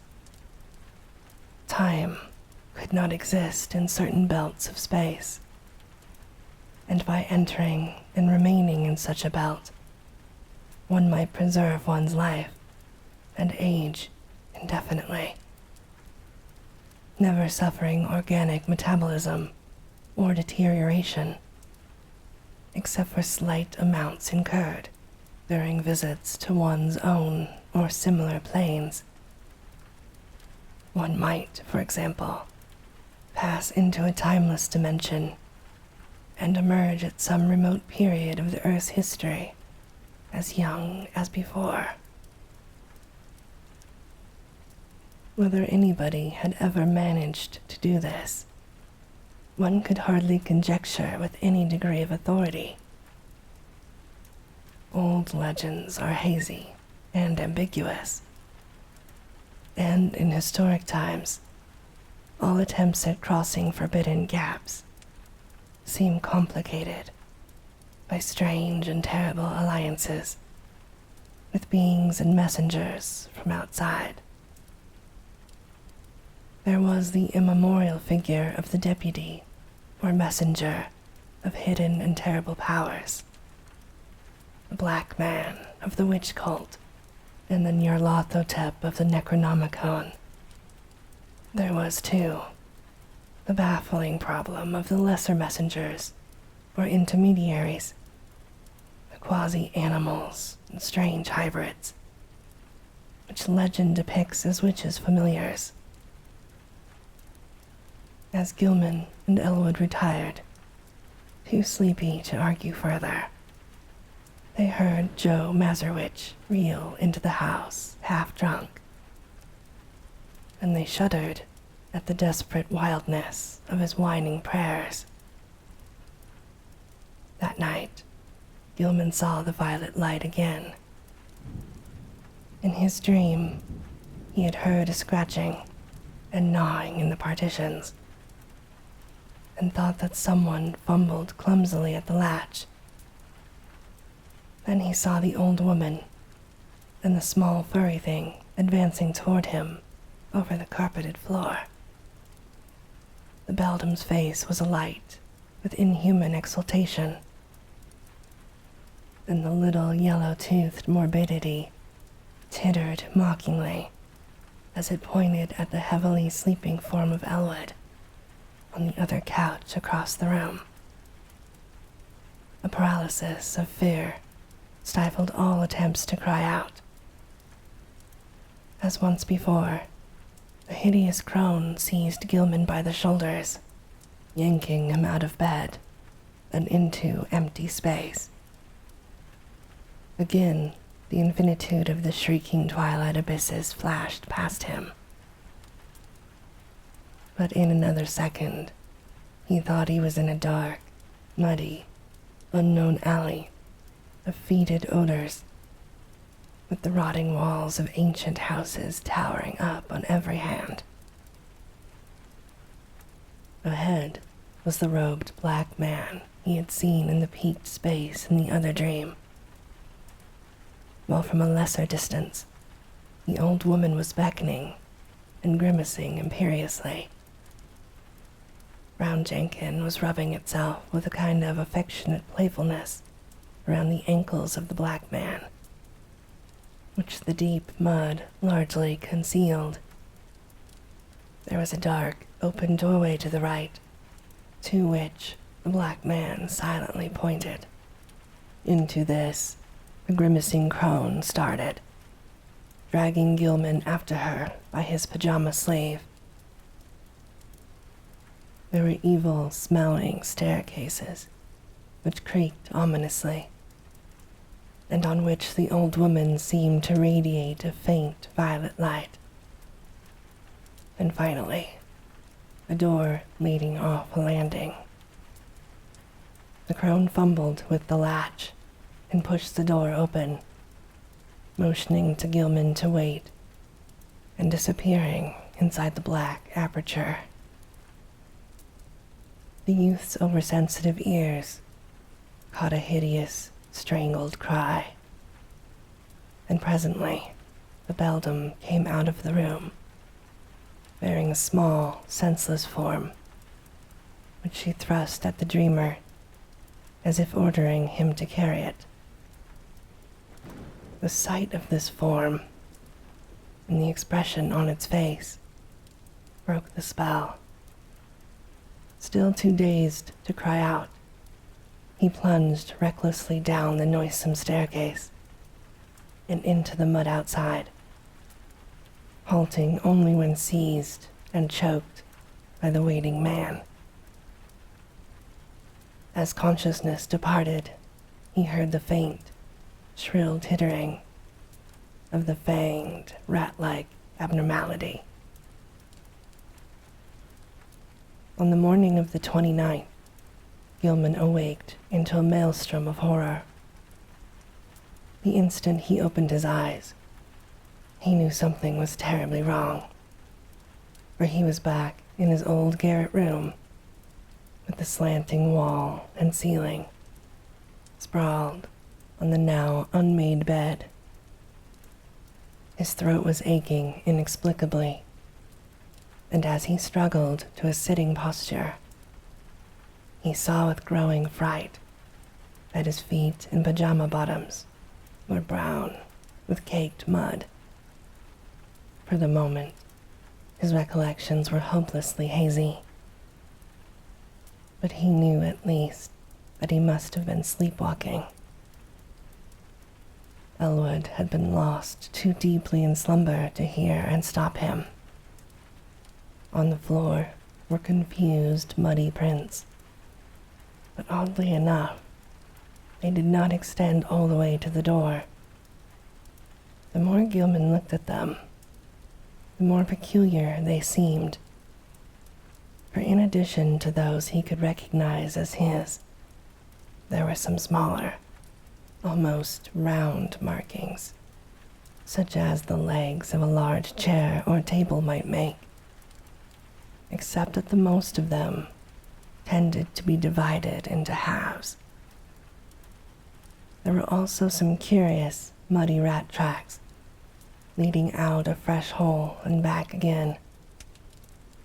Utter bewilderment and the fear of madness racked Gilman as he staggered to the door and saw that there were no muddy prints outside. The more he remembered of his hideous dream, the more terrified he felt, and it added to his desperation to hear Joe Mazurwitch chanting mournfully 2 floors below. Descending to Elwood's room, he roused his still sleeping host and began telling of how he had found himself. But Elwood could form no idea of what might really have happened, where Gilman could have been, how he got back to his room without making tracks in the hall, and how the muddy, furniture-like prints came to be mixed with his in the garret chamber, was all wholly beyond conjecture. Then there were those dark, livid marks on his throat, as if he had tried to strangle himself. He put his hands up to them, but found that they did not even approximately fit. While they were still talking, Desrochers dropped in to say that he had heard a terrific clattering overhead in the dark, small hours. No, there had been no one on the stairs after midnight, though just before midnight he had heard faint footfalls in the garret and cautiously descending steps he did not like. It was, he added, a very bad time of year for Arkham. The young gentleman had better be sure to wear the crucifix Joe Mazurwitch had given him. Even the daytime was not safe, for after dawn there had been strange sounds in the house, especially a thin, childish wail, hastily choked off. Gilman mechanically attended classes that morning, but was wholly unable to fix his mind on his studies. A mood of hideous apprehension and expectancy had seized him, and he seemed to be awaiting the fall of some annihilating blow. At noon, he lunched at the university spa, picking up a paper from the next seat as he waited for dessert.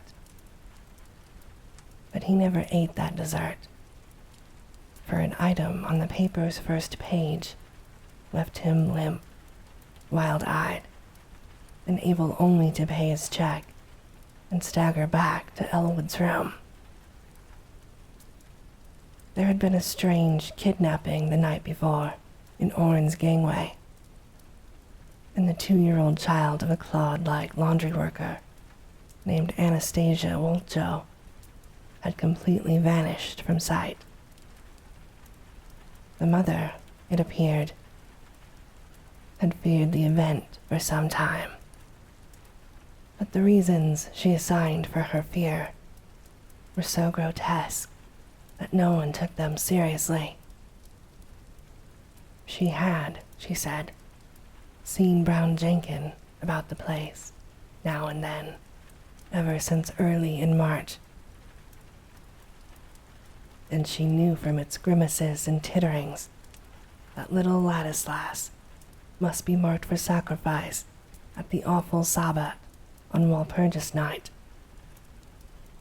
She had asked her neighbor, Mary Zanuck, to sleep in the room and try to protect the child, but Mary had not dared. She could not tell the police, for they never believed such things. Children had been taken that way every year since she could remember, and her friend, Pete Stowaki, would not help, because he wanted the child out of the way anyhow. But what threw Gilman into cold perspiration was the report of a pair of revelers who had been walking past the mouth of the gangway just after midnight. They admitted they had been drunk, but both vowed they had seen a crazily dressed trio furtively entering the dark passageway. There had, they said, been a huge, robed man, a little old woman in rags, and a young man in his night clothes. The old woman had been dragging the youth, while around the feet of the man, a tame rat was rubbing and weaving in the brown mud. Gilman sat in a daze all the afternoon, and Elwood, who had meanwhile seen the papers and formed terrible conjectures from them, found him thus when he came home. This time, neither could doubt that something hideously serious was closing in around them. Between the phantasms of nightmare and the realities of the objective world, a monstrous and unthinkable relationship was crystallizing, and only stupendous vigilance could avert still more direful developments. Gilman must see a specialist sooner or later, but not just now, when all the papers were full of this kidnapping business. Just what had really happened was maddeningly obscure, and for a moment, both Gilman and Elwood exchanged whispered theories of the wildest kind. Had Gilman unconsciously succeeded better than he knew in his studies of space and its dimensions? Had he actually slipped outside our sphere to points unguessed and unimaginable? Where, if anywhere, had he been on those nights of demonic alienage?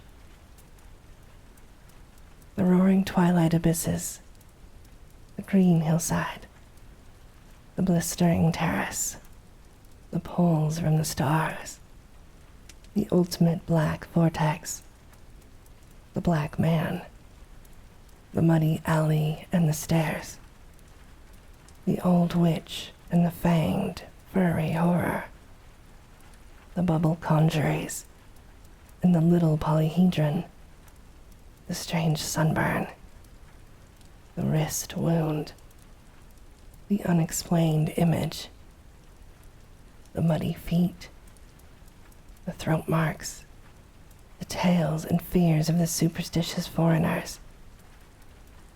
What did all this mean? To what extent could the laws of sanity apply to such a case? There was no sleep for either of them that night, but next day they both cut classes and drowsed. This was April 30th, and with the dusk would come the hellish Sabbat time, which all the foreigners and the superstitious old folk feared. Joe Mazurwich came home at 6 o'clock and said people were at the mill whispering that the Walpurgis revels would be held in the dark ravine beyond Meadow Hill, where the old white stone stands in a place strangely void of all plant life.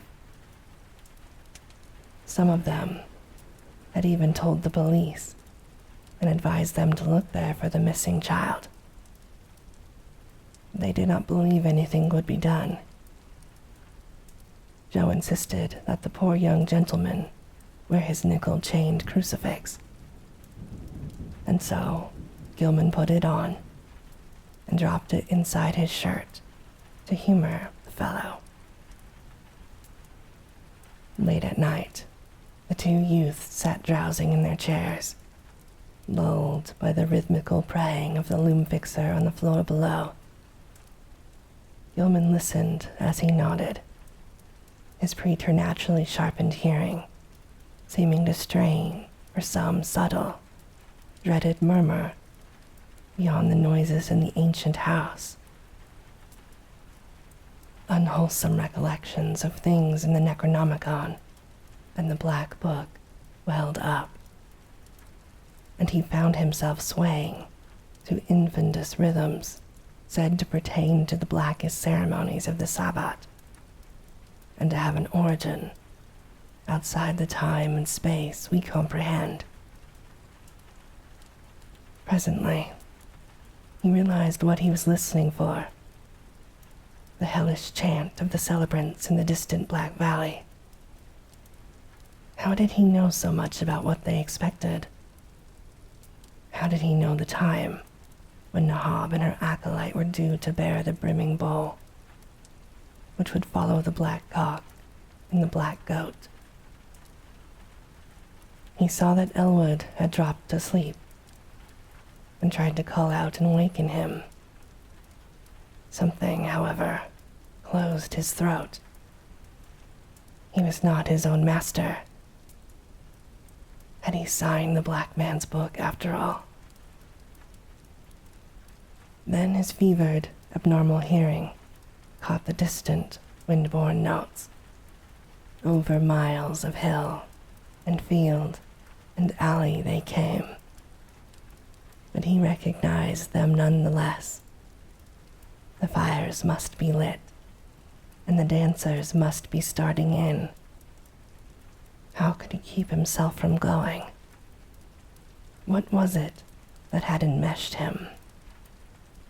Mathematics, folklore, the house, old Keziah, Brown Jenkin.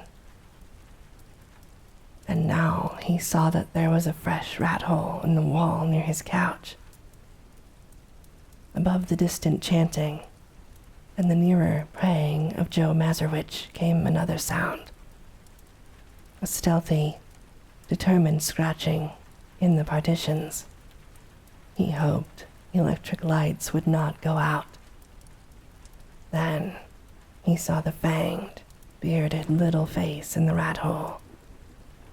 The accursed little face, which he at last realized bore such a shocking, mocking resemblance to old Keziah's. And he heard the faint fumbling at the door. The screaming twilight abysses flashed before him, and he felt himself helpless in the formless gasp of the iridescent bubble conjurers. Ahead raced the small kaleidoscopic polyhedron, and all through the churning void there was a heightening and acceleration of the vague tonal pattern, which seemed to foreshadow some unutterable and unendurable climax. He seemed to know what was coming. The monstrous burst of Walpurgis rhythm, in whose cosmic timbre would be concentrated all the primal, ultimate space-time seethings, which lie behind the massed spheres of matter, and sometimes break forth in measured reverberations that penetrate faintly to every layer of entity and give hideous significance throughout the worlds to certain dreaded periods. But all this vanished in a second. He was once again in the cramped, violet-lit and peaked space with the slanting floor, below cases of ancient books, the bench and table, the strange objects, and the triangular gulf at one side. On the table lay a small white figure.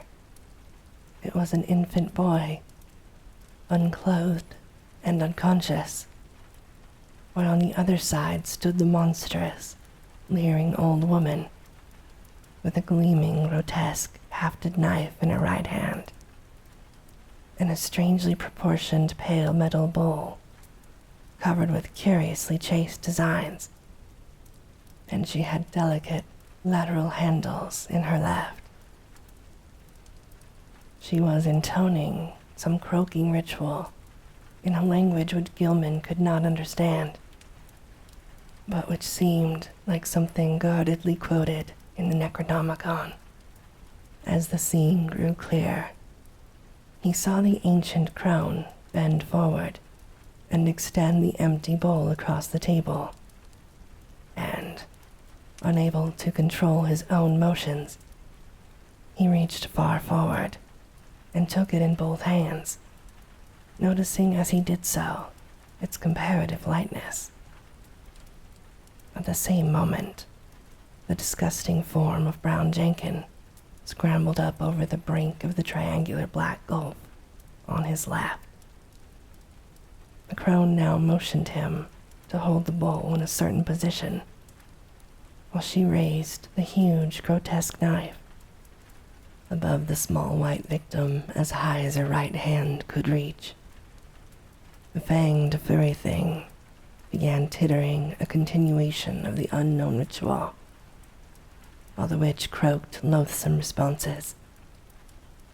Gilman felt a gnawing, poignant abhorrence shoot through his mental and emotional paralysis, and the light metal bowl shook in his grasp.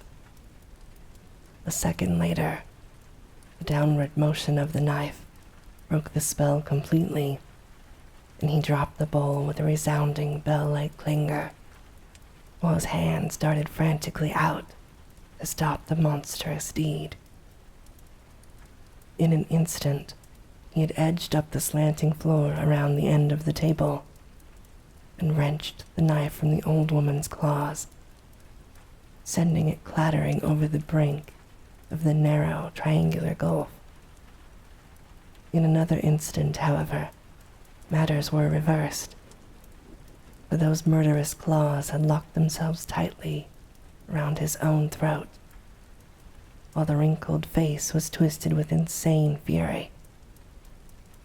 He felt the chain of the cheap crucifix grinding into his neck, and in his peril wondered how the sight of the object itself would affect this evil creature. Her strength was altogether superhuman, but as she continued her choking, he reached feebly in his shirt and drew out the metal symbol, snapping the chain and pulling it free. At sight of the device, the witch seemed struck with panic, and her grip relaxed long enough to give Gilman a chance to break it entirely. He pulled the steel-like claws from his neck and would have dragged the beldam over the edge of the gulf had not the claws received fresh access of strength and closed in again. This time, he resolved to reply in kind, and his own hands reached out for the creature's throat. Before he saw what he was doing, he had the chain of the crucifix twisted about her neck, and a moment later, he had tightened it enough to cut off her breath.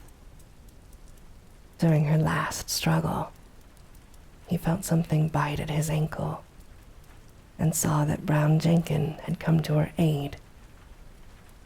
With one savage kick, he sent the morbidity over the edge of the gulf and heard it whimper on some level far below. Whether he had killed the ancient crone, he did not know, but he let her rest on the floor where she had fallen. Then, as he turned away, he saw on the table a sight which nearly snapped the last thread of his reason.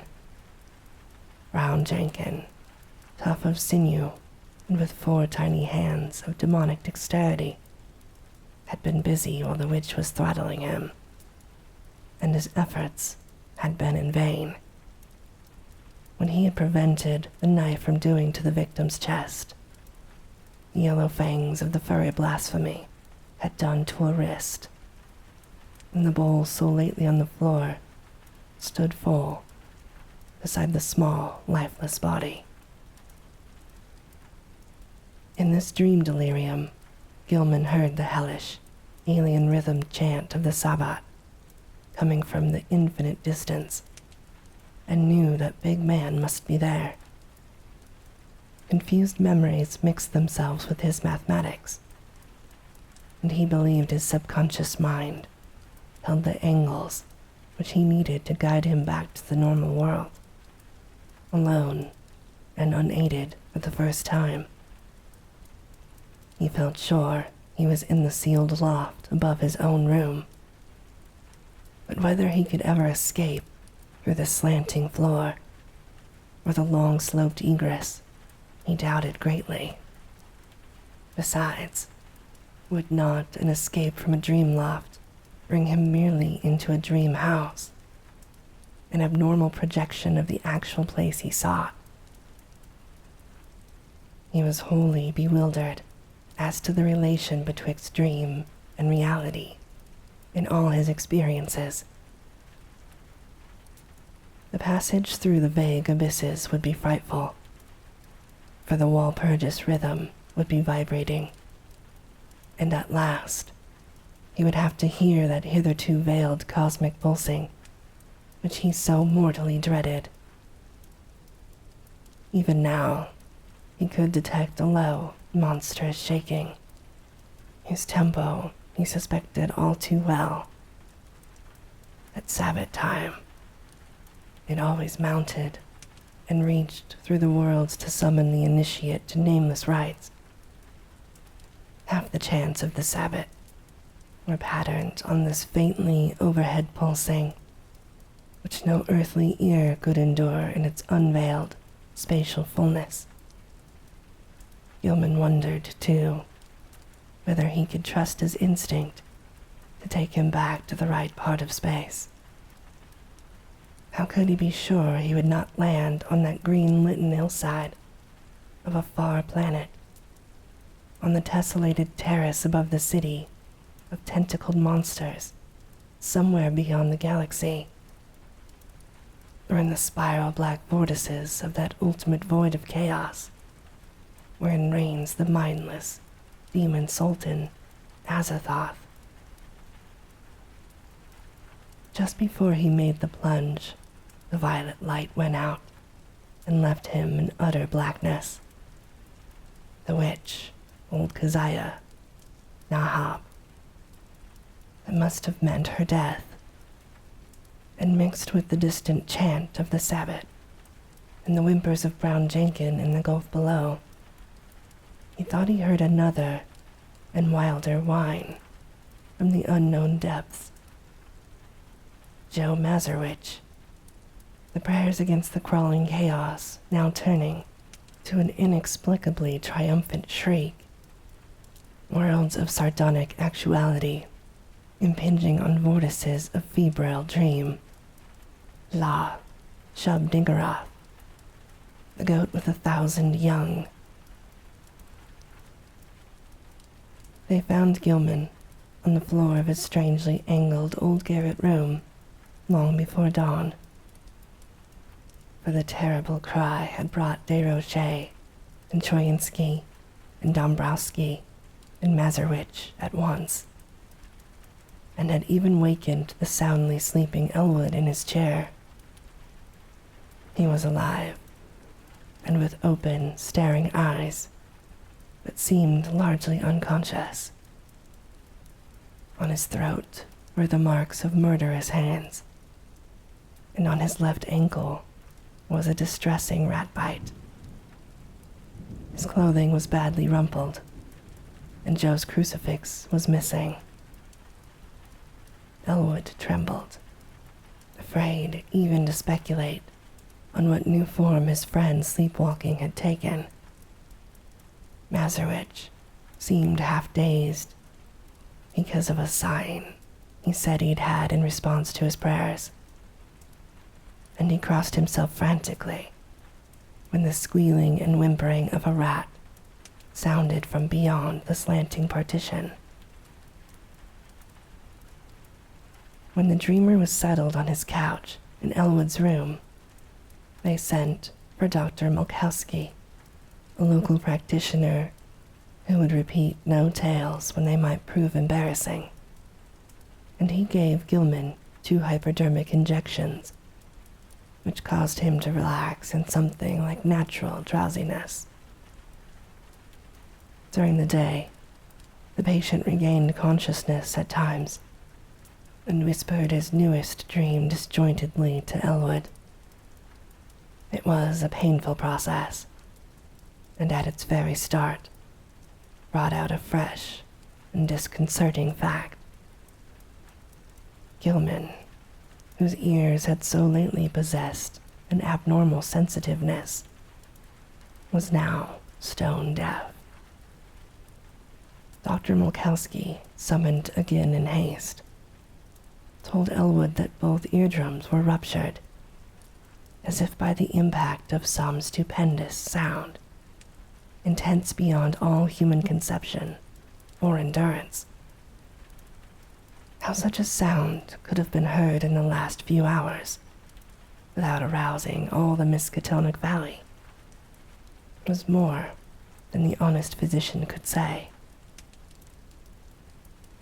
Elwood wrote his part of the colloquy on paper so that a fairly easy communication was maintained. Neither knew what to make of the whole chaotic business, and decided it would be better if they thought as little as possible about it. Both, though, agreed that they must leave this ancient and accursed house as soon as it could be arranged. Evening papers spoke of a police raid on some curious revelers in a ravine beyond Meadow Hill just before dawn, and mentioned that the white stone there was an object of age-long superstitious regard. Nobody had been caught, but among the scattering fugitives had been glimpsed a huge man. In another column, it was stated that no trace of the missing child, Ladislas, had been found. The crowning horror came that very night. Elwood will never forget it, and was forced to stay out of college the rest of the term because of the resulting nervous breakdown. He had thought he heard rats in the partitions all that evening, but paid little attention to them. Then, long after both he and Gilman had retired, the atrocious shrieking began. Elwood jumped up, turned on the lights, and rushed over to his guest's couch. The occupant was emitting sounds of veritably inhuman nature, as if racked by some torment beyond description. He was writhing under the bedclothes, and a great red stain was beginning to appear on the blankets. Elwood scarcely dared to touch him, but gradually the screaming and writhing subsided. By this time, Dombrowski, Choyinski, Desrochers, Mazurich, and the top-floor lodger were all crowding into the doorway, and the landlord had sent his wife back to telephone for Dr. Malkowski. Suddenly, everybody shrieked when a large rat-like form jumped out from beneath the ensanguined bedclothes and scuttled across the floor to a fresh, open hole close by. When the doctor arrived and began to pull down those frightful covers, Walter Gilman was dead. It would be barbarous to do more than suggest what had killed Gilman. There had been virtually a tunnel through his body. Something had eaten his heart out. Dombrowski, frantic at the failure of his constant rat-poisoning efforts, cast aside all thought of his lease, and within a week had moved with all his older lodgers to a dingy but less ancient house in Walnut Street. The worst thing for a while was keeping Joe Mazurich quiet, for the brooding loom fixer would never stay sober and was constantly whining and muttering about spectral and terrible things. It seems that on that last hideous night, Joe had stooped to look at the crimson rat tracks which led from Gilman's couch to the nearby hole. On the carpet, they were very indistinct, but a piece of open flooring intervened between the carpet's edge and the baseboard. There Mazurwitch had found something monstrous, or thought he had, but no one else could quite agree with him, despite the undeniable strangeness of the prints. The tracks on the flooring were certainly vastly unlike the average prints of a rat, but even Troinsky and Desrochers would not admit that they were like the prints of 4 tiny human hands. The house was never rented again. As soon as Dombrowski left it, the pall of its final desolation began to descend, for people shunned it both on account of its old reputation and because of the now fetid odor. Perhaps the ex-landlord's rat poison had worked after all, for not long after his departure, the place became a neighborhood nuisance. Health officials traced the smell to the closed spaces above and beside the eastern garret room, and agreed that the number of dead rats must be enormous. They decided, however, that it was not worth their while to hew open and disinfect the long sealed spaces, for the fetid odor would soon be over, and the locality was not one which encouraged fastidious standards.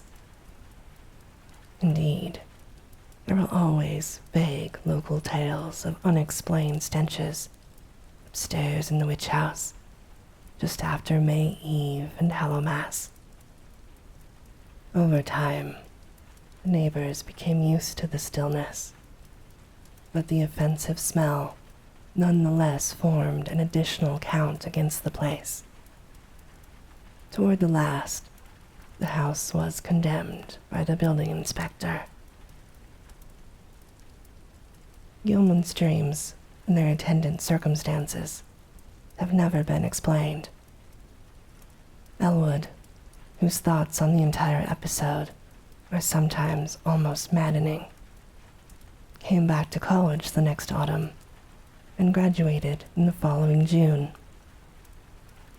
He found the spectral gossip of the town much diminished, and it is indeed a fact that, notwithstanding certain reports of a ghostly tittering in the deserted house, which lasted almost as long as that edifice itself, no fresh appearances, either of old Keziah or of Brown Jenkin, have been muttered of since Gilman's death.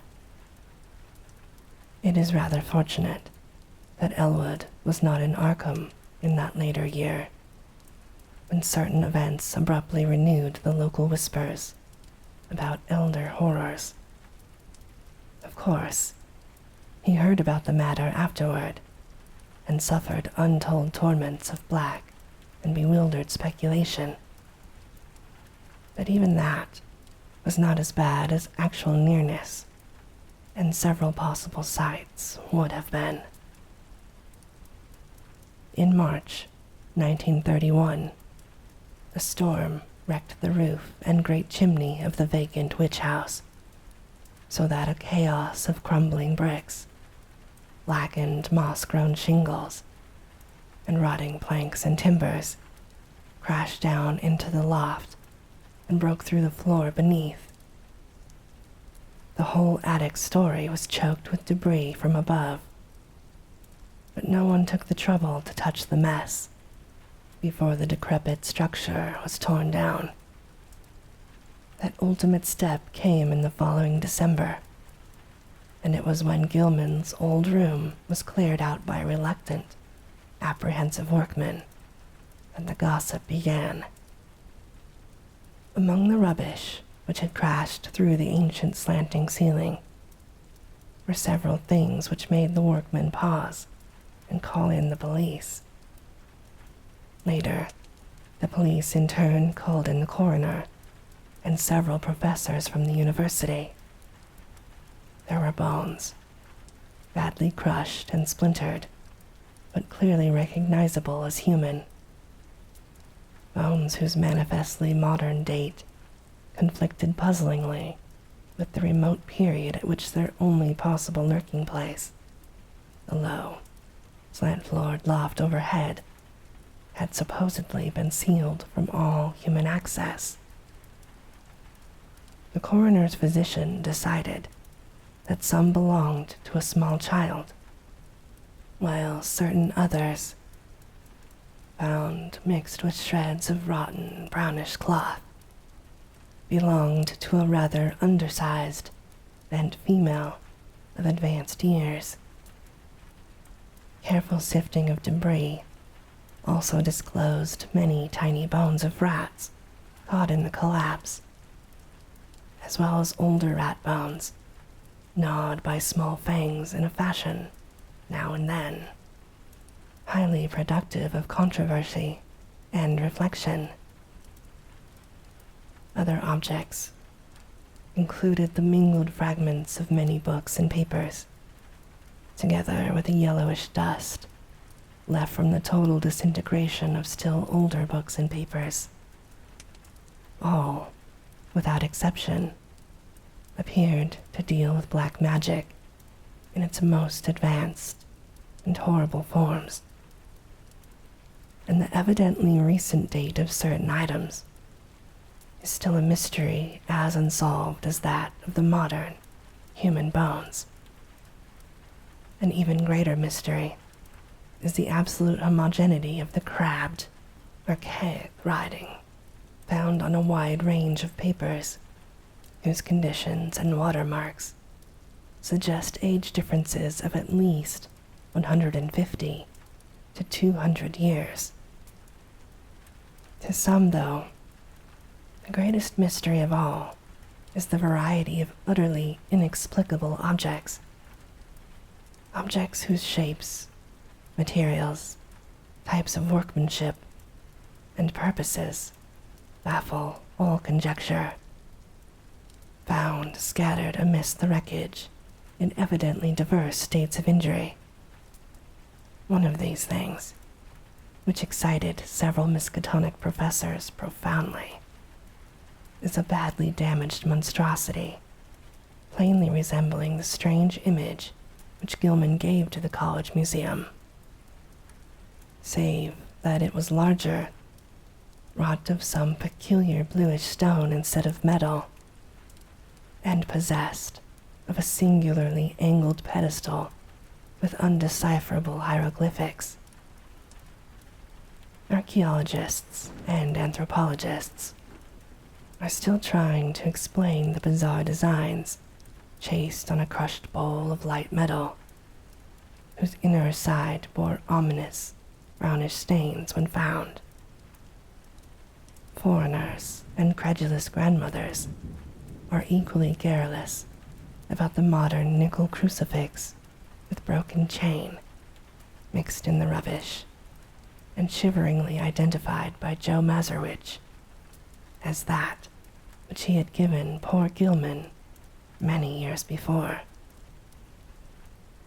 Some believe the crucifix was dragged up the sealed loft by rats, while others think it must have been on the floor in some corner of Gilman's old room all that time.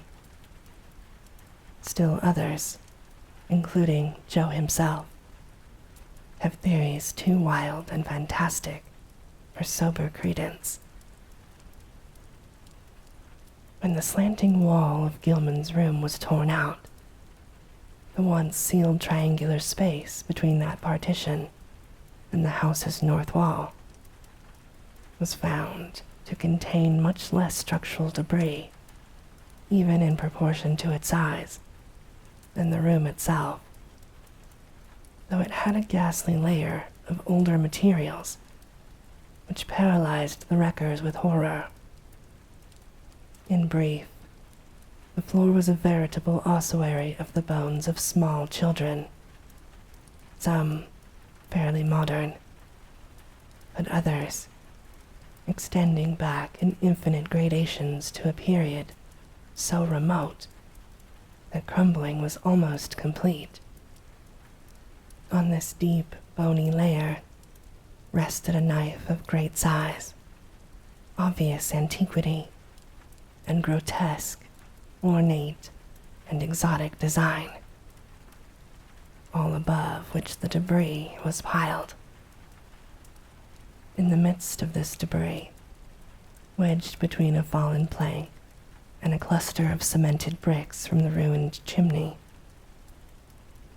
was an object destined to cause more bafflement, veiled fright, and openly superstitious talk in Arkham than anything else discovered in the haunted and accursed building. This object was the partly crushed skeleton of a huge diseased rat, whose abnormalities of form are still a topic of debate and source of singular reticence among the members of Miskatonic's Department of Comparative Anatomy. Very little concerning this skeleton has leaked out, but the workmen who found it whisper in shocked tones about the long brownish hairs with which it was associated. The bones of the tiny paws, it is rumored, imply prehensile characteristics more typical of a diminutive monkey than of a rat, while the small skull with its savage yellow fangs is of the utmost anomalousness, appearing from certain angles like a miniature, monstrously degraded parody of a human skull. The workmen crossed themselves in fright when they came upon this blasphemy, but later burned candles of gratitude in St. Stanislaus's church because of the shrill, ghostly tittering they felt they would never hear again.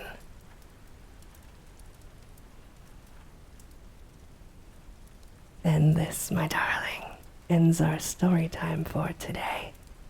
As always, I hope that you have very sweet and creepy dreams. Good night.